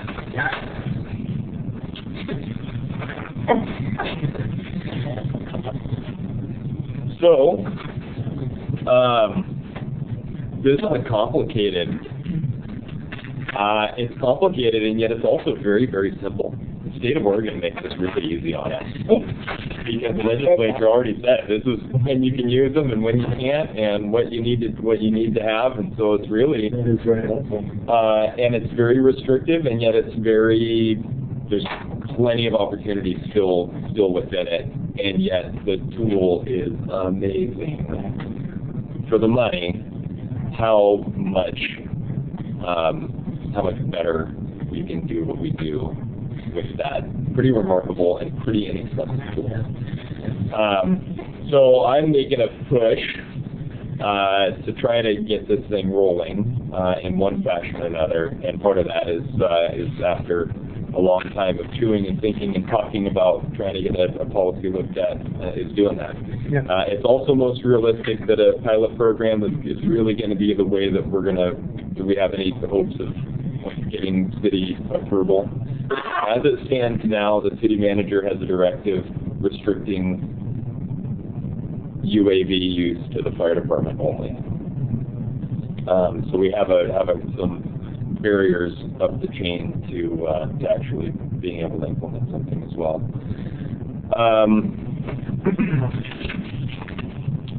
Give me just 1 second to think this through real quick. Maybe that is something that we should have the commission organize how these are used, how enhanced.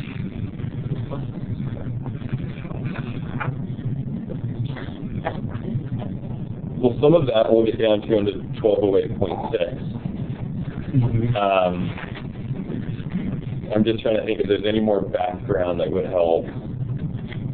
I have a couple questions that I think would help frame that. Yeah, go ahead. Could you tell us a little bit about kind of what metrics you guys will be looking at and what you're hoping? I know the places in which you're going to be able to use them, but what you're hoping to achieve or to demonstrate in terms of use case, and then what the cost might be for doing this, and how the determination to buy rather than lease for a pilot program was made. Just a couple questions. Yeah. Well, this is all pulled out of my head. Okay. Everything you have here is me. Great. So there's a public perception concern, and a very real public concern about surveillance and having cameras flying around the sky and the police spying on everybody. If only we had the people and the bodies and the ability to actually do that, we could probably prevent a lot of crimes. Okay, Batman. I know, right? Just kidding. So really the goal here is to find safe, sterile opportunities to use them for, one, the department to figure out the processes and procedures and training required and get a better idea of what the scope could truly look like for the department. It's easy to imagine what all the uses might be or watch videos about what the uses could be, and sometimes in practice it's just different. And so we picked out activities that are relatively safe and innocuous, essentially, to that public concern, that we're not going to have them flying around and over neighborhoods unless authorized by the chief of police. But there's always that. If there's something major happening and we could use this piece of equipment to save lives or to keep people safe, then we always need to have that potential, and then we can articulate that later. But for now, being able to use them in ways that enhance investigations and safety in circumstances where there is much less privacy concern. So traffic crashes where it's out on the highway and its premises open to the public, and these are places where nobody really has a privacy interest generally, that it's a pretty safe place to start using the technology to see how it connects out, how it works. Violent crimes unit, higher level crime scenes where, again, we're going to have warrants, we own this space regardless, there isn't, we're not going into an unknown space and then doing recon. That it really is for augmenting and improving and ongoing investigation. And again, in a way that the public can start to see it and we can see how the tool works and how well it functions. And then explosive disposal, because that's again, if there's an unknown package somewhere or a potentially confirmed negative package or dangerous package, we're going to own that area, and there's a public interest in resolving that safety issue as soon as possible. And again, the public can become more aware of or comfortable or not. It's a way to introduce this technology in areas that are safer, basically. And then see where it leads from there, and then run a report and see how beneficial it actually was. So ongoing documentation of each mission, and there's a lot of just kind of unknown here. It's hard to know until you get rolling on it. There's potential to lease. The reality is for equipment that high-level recreational level equipment is not very expensive, and yet will satisfy the requirements for these limited uses. And so for $3,000, you can buy a DJI Inspire 2 with a basic set of equipment. So probably more like $4,000 or $5,000 per unit once you get several other battery packs and a carry bag and the kinds of things you need. For a relatively small number, you can have the equipment, and probably less than leasing a high-end piece that who knows what the capabilities are going to be. It's also a lot easier to crash something that's that inexpensive. And there's even less expensive options. I mean, really the Mavic Pro or the Phantom 4, or there's a handful of other companies, Dragonflyer, Unique. There's a handful of companies that are making products in the $1,500 to $5,000 range that is really in the realm of our budget, is pretty minimal, and perfectly capable of what we're going to ask of them at this point. And it may be that down the line, hey, this works, and the public gives us the thumbs up, and we want to expand the program. That it may be that leasing a higher end model with a payload capacity of multiple cameras and other options is a better option than actually purchasing at that point, because the pricing can just go crazy. But yeah, but for the limited duration and the limited capabilities of what we propose here, even potentially down to like one Inspire and two Mavics, something along that line for a little bit of combination and inexpensive. The Mavics are down to $900, $900 to $1,000. I would think the real cost is in training and sustaining the. Yeah, and that cost is going to take a little bit of time and additional research to come up with how much training time do you actually need. How many hours is it actually going to take to get people test their do the knowledge test and then certified by the Part 107 remote pilot and command certification through the FAA. There's a minimal cost for the actual test itself. That studying can probably be done on people's normal time or during regular hours, so there probably isn't an added cost there. Training days are usually people pulled out of their other assignments to do the training. And so the biggest cost is likely going to be call-outs. So when you need it, and it's Saturday afternoon, and nobody on the team works Saturday afternoon, you're paying overtime to have people come out and do it. And that is just hard to know. It depends on which EDU activities wind up needing one, which MCI call-outs happen during the day when you actually can use it, because nighttime they're more limited use without having higher quality equipment. The use is more limited in the dark, and so some of that is going to be feeling it out to a degree. We'll be able to do some number crunching and some speculation about how many call-outs per year per team in general, and kind of come up with a general idea.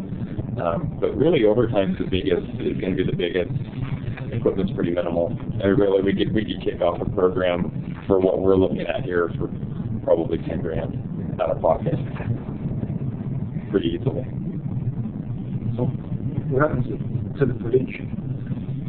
Well, that's a big part of the procedural end that needs to be dealt with.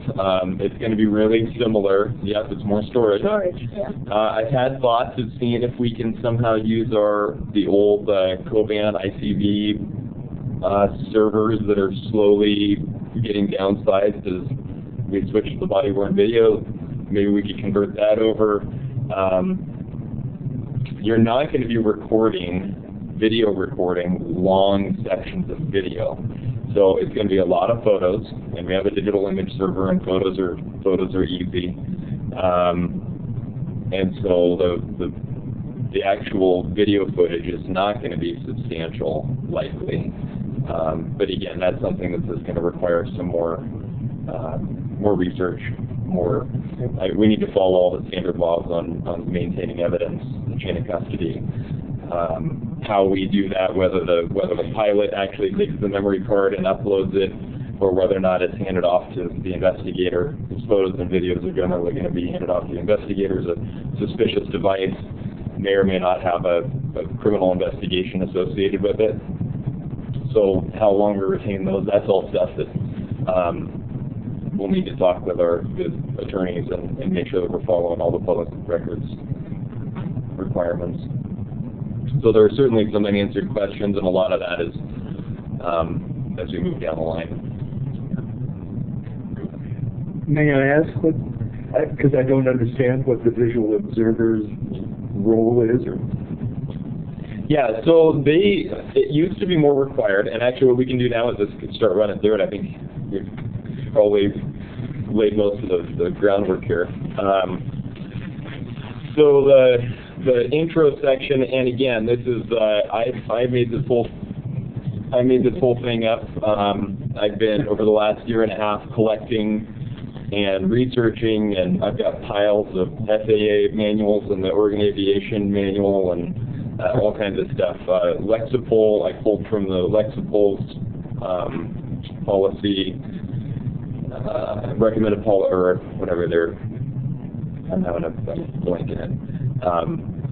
As well as a number of other UAV program policy templates, etc., and a couple of actual UAV policy manuals, including the fire department's policy manual. So the number of people and the kind of equipment and all that could change. This is just my frame for what I think is doable and makes sense. The chief and I met, Chief Kearns and I met before we put this onto the commission's table, but it actually has not been circulated widely within the department, other than the dozen or so people that I said, hey, take a look at this and tell me what you think, which is, and a lot of adjustments are in here before it went to the chief through my process of creation. So we reference, part of your question here is referencing that this policy needs to be used in conjunction with Procedure 317, video recording and monitoring of events, field photographs and digital images, outside agency assistance, and evidence and property handling. So my goal with most of our policies is not to rewrite, we're going to store these things for 90 days and those things for 120 days, because then that changes, and then we've got 15 policies that are now all out of whack because we've buried that information. So as much as we can reference other places, and that's one of those that I would rather reference our already established, known to get reviewed and updated policies for how long and how that storage takes place. Well, just before we proceed, yeah. if we can get those links before we make any decisions. Okay.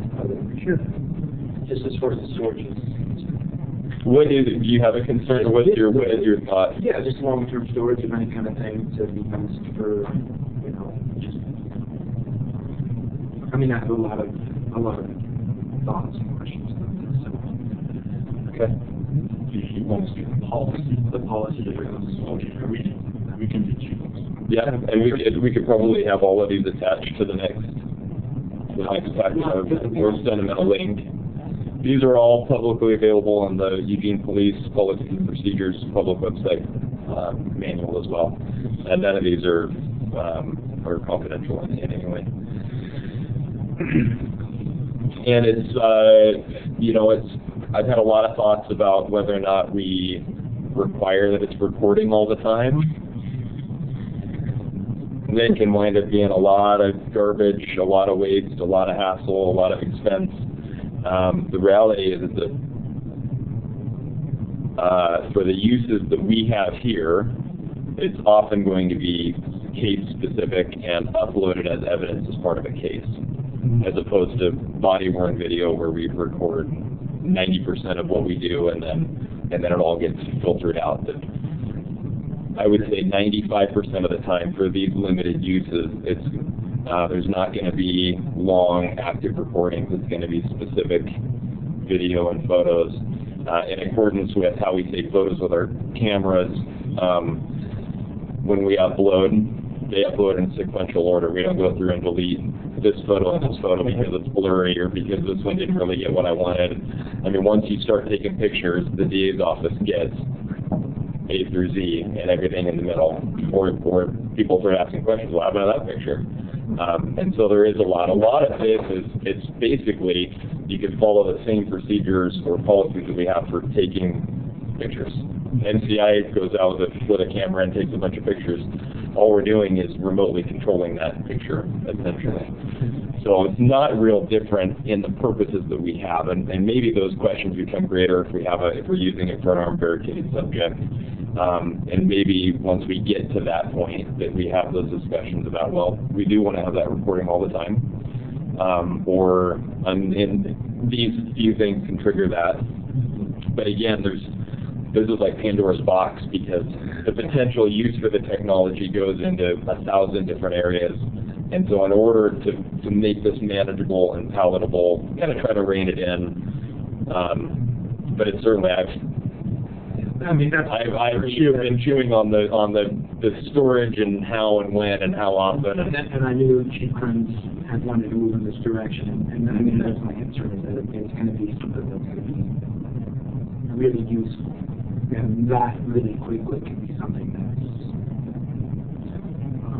goes beyond what we should.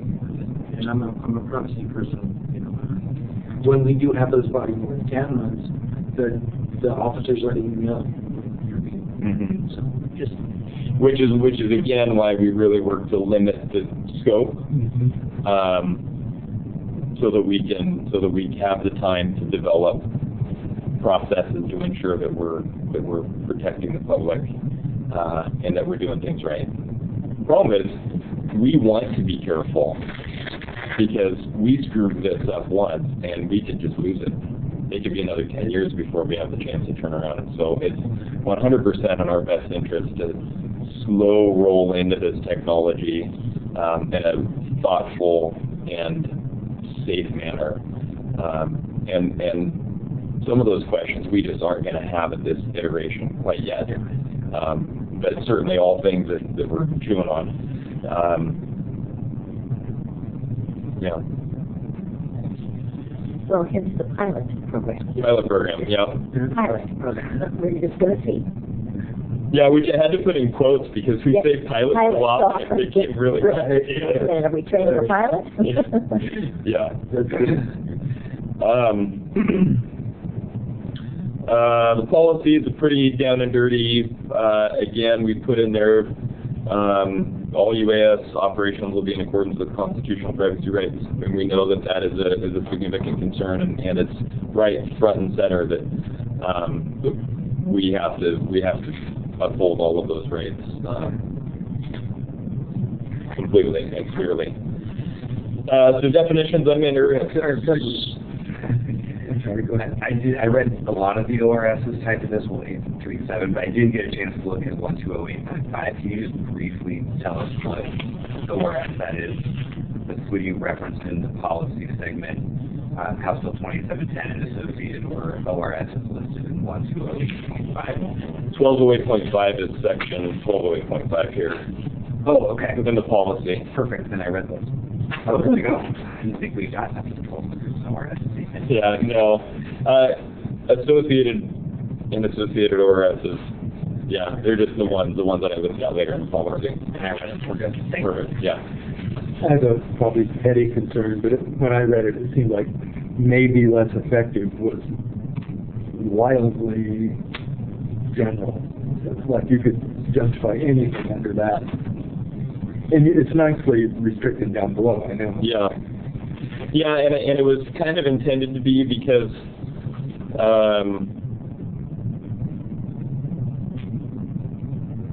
we want to be more specific in what particular uses within the body of it. And this is more a statement that we realize that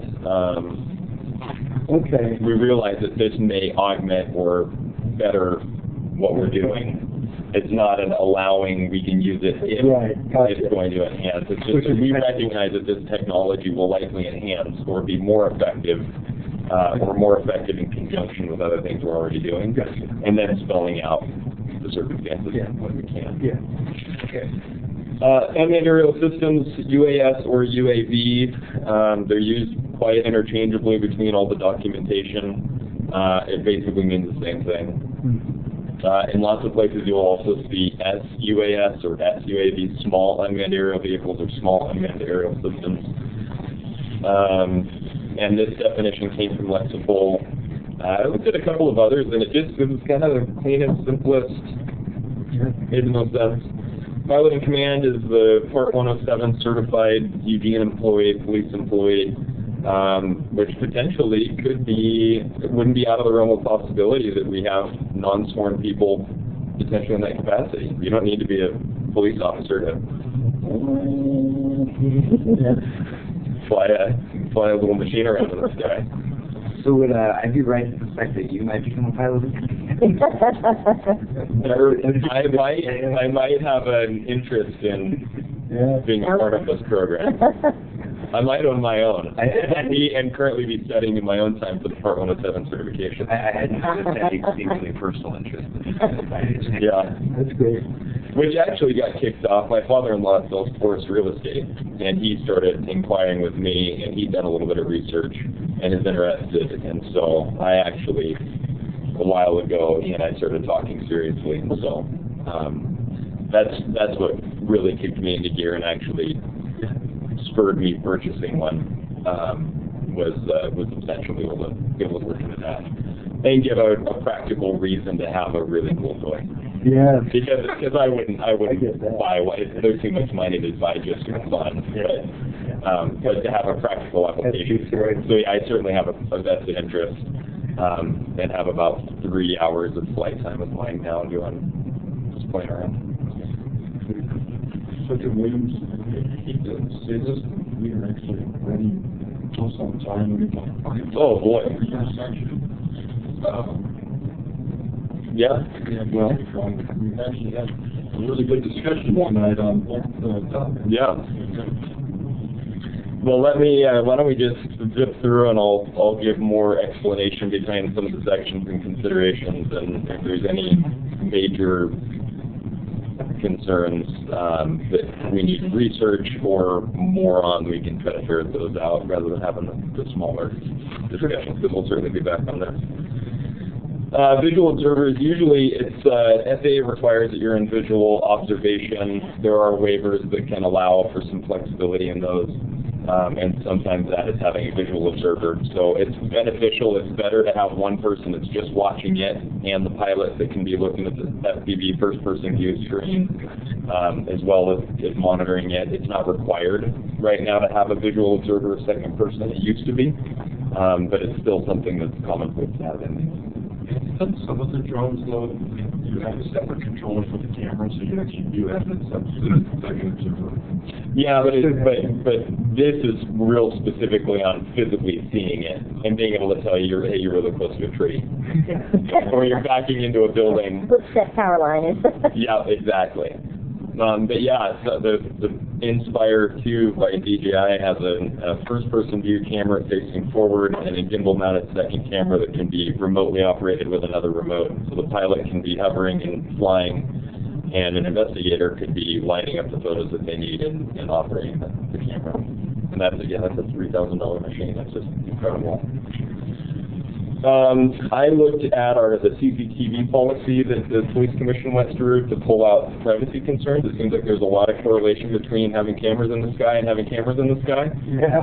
And so some of the concerns, of facial recognition was out of that. Professional, ethical, and legal manner, that came out of that one, I think. So the privacy, I've really tried to cover that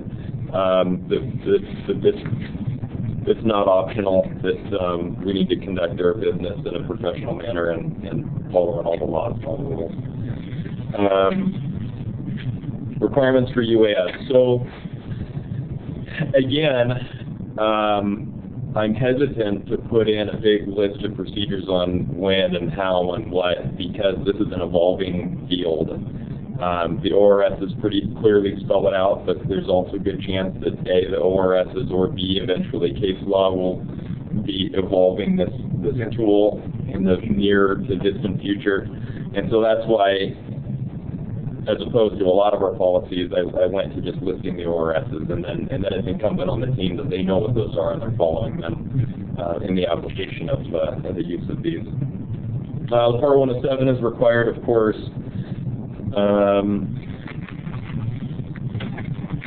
The allowable uses, again, these are just safe ways that we can significantly enhance our investigations and safety of our personnel in ways that I believe the public are most likely to be willing to entertain. So on that, the one place where I just have a fairly sizable concern is just when approved by the police chief or their designee. That creates a completely wide open loophole for in any circumstance any use of the program as long as it's within the confines of ORS. And so I would recommend creating some litmus test criteria that would state, in cases of, immediate emergency to public health, life or safety or something like that, where you're able to really demonstrate that there was a use case for why we didn't go to the specified ones, particularly if you're trying to build public trust. Well, I believe the department is using the best interests of the public in this.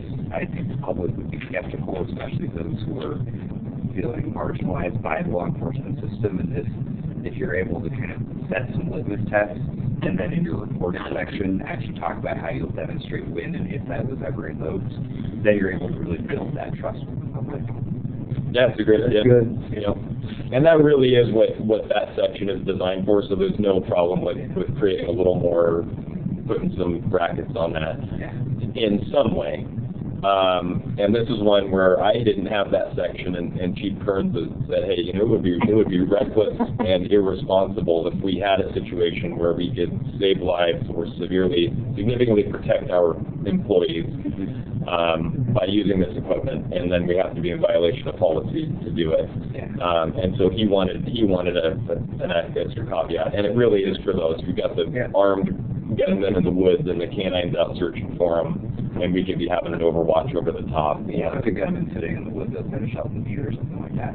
Exactly. I totally get why you want it in there. I just think if you can put the framework around it. Yeah, and that's easy. Yeah. You don't have to twist my arm on that one. Great. Prohibited use. I think I lose from what you said about that fight anyway.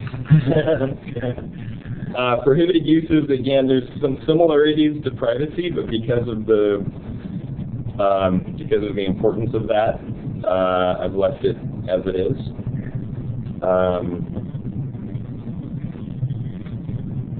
Pilot certification. So some discussion about each person having to obtain it. Training materials and fees paid for by the department. Not much to that. I just comment that it may not be consistent with what you say about the visual, but you really might just look at whether they're consistent. Okay. Yeah. I don't think they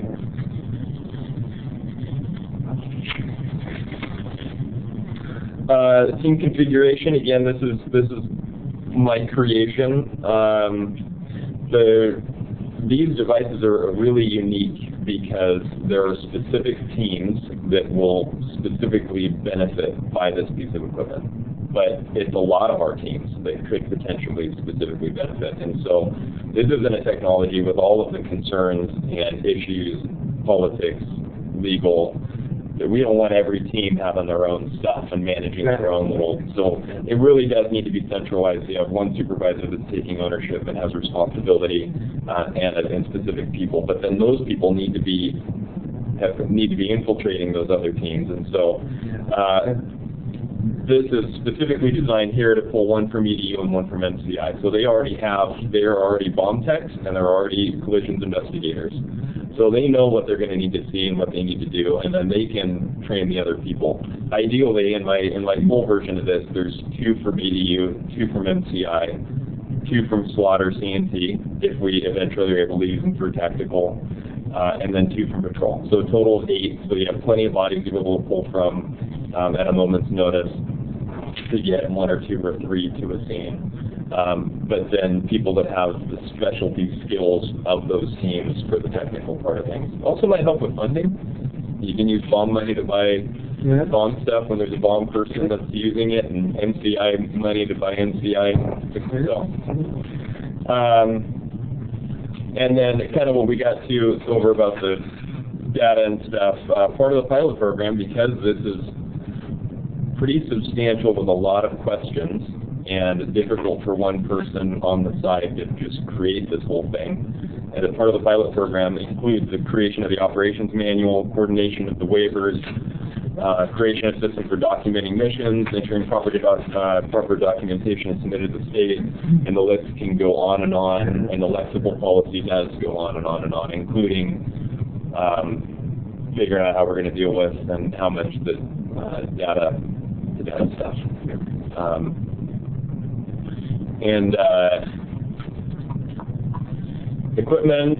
Oh, so this is another one. Again, one of those transparency things. And then I think most of the rest of this will be really quick. So let me just get through this one section, and I'm a few minutes over already. So one of the big concerns is having these things that people, like we tell people when we're recording with a body camera, you're being recorded right now. And the scary part is that these things can be flying around in the sky. Nobody knows who they are or what they are. And I kept thinking, and as I had these conversations the last year and a half, if we could just have a big red orb that's above it that says, "Hey," and we put it out to the public and the media. If you see this thing flying around the sky, we got a machine in the air. Because we're not trying to hide it, especially for what we're doing here. There may be some circumstances prevent for a SWAT call out where we need aerial photos to make a plan to hit a place with a SWAT team where it's a high risk. There may be some circumstances way down the road where we want to be sneaky, but 99.9% of the time, it doesn't make a bit of difference. And so we need to make sure one of the requirements is that all of our machines are clearly marked with EPD logo, name, and then there's some really cool LED lighting available, battery-operated LED lighting. And so one of the requirements that I put in here is that all of our machines are well lit on all four, 6, or 8 of the arms with blue and red LED lighting. And the next part of our public information is that people know, and it's required that when they're in flight that this auxiliary lighting is lit and activated. I can't come up with any other way to try to project to people what we're doing other than that. There just isn't, because of logistics of payload and whatnot. But from what I understand, I think it is very likely that with LED strip lighting, we could make it much more visible and much more clear that it's us and not somebody else through that. And so those are, again, 2 considerations I tried to make, and just thinking about all the public concerns about this technology. Just, I mean, we live in the capital of chemtrails, people that have this opinion, whatever it might be. So it's for our safety and it's for our benefit that we give information. And that's why part of the concern is clearly marked that we're there, you're being filmed. In the realm of possibility. Yeah.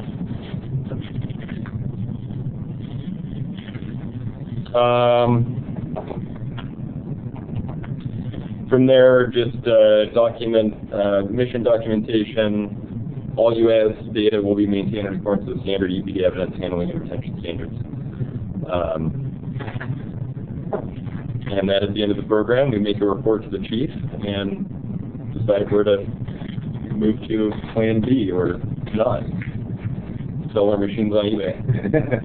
Because it didn't work. Are you okay? Anyway, I just think it was, and I will make a closing comment, that was my trade. Is on the final report, I would just recommend that, you know, and we may want to put it in the policy for covering, you may choose not to, and that's fine, but that it be released to the public as well, and include more specifics about the cases in which it was used, the outcome, and what information was collected. It doesn't have to be specific, but just general explanations of this information.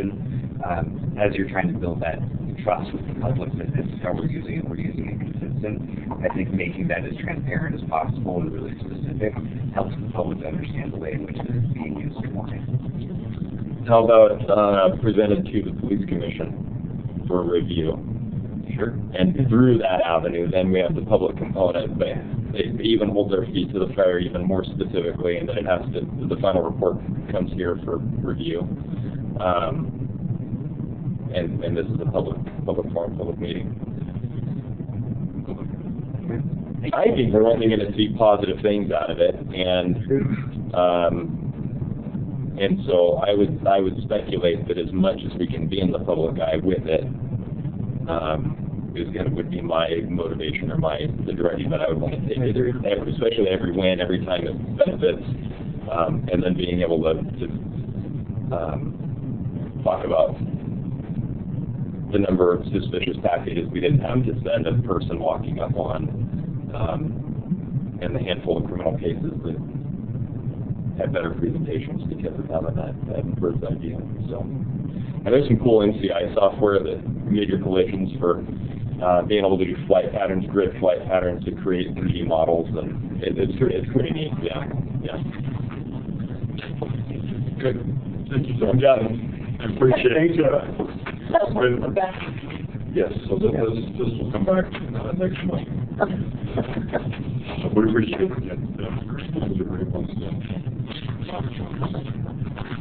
So with that, it brings us to the end of our meeting, and so much for me thinking that we'd get out here early. Sorry, Leah, I know I told you that when you came in. So we'll go to the closing comments, and we'll go in reverse order. Welcome again, and looking forward to No, just enjoy the opportunity to familiarize myself with your processes and ways of thinking. Just thanks to Sergeant Williams, I think it's terrifically interesting and potentially extremely useful stuff, and he's done a lot of work on it. It's terrific. I'm just amazed that we had, I mean, this feels like a really productive meeting with a long meeting, and there's just a few of us, but it seems like a really good use of time.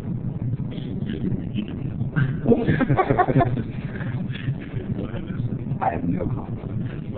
Well, thank you everyone for coming. I know this time of year is very difficult with lots of obligations and things, and I really appreciate everybody coming today. And it was a great discussion, I think, on both really great topics. Thank you. Thanks, everyone. Thank you. We're done. Awesome. You know what? My favorite.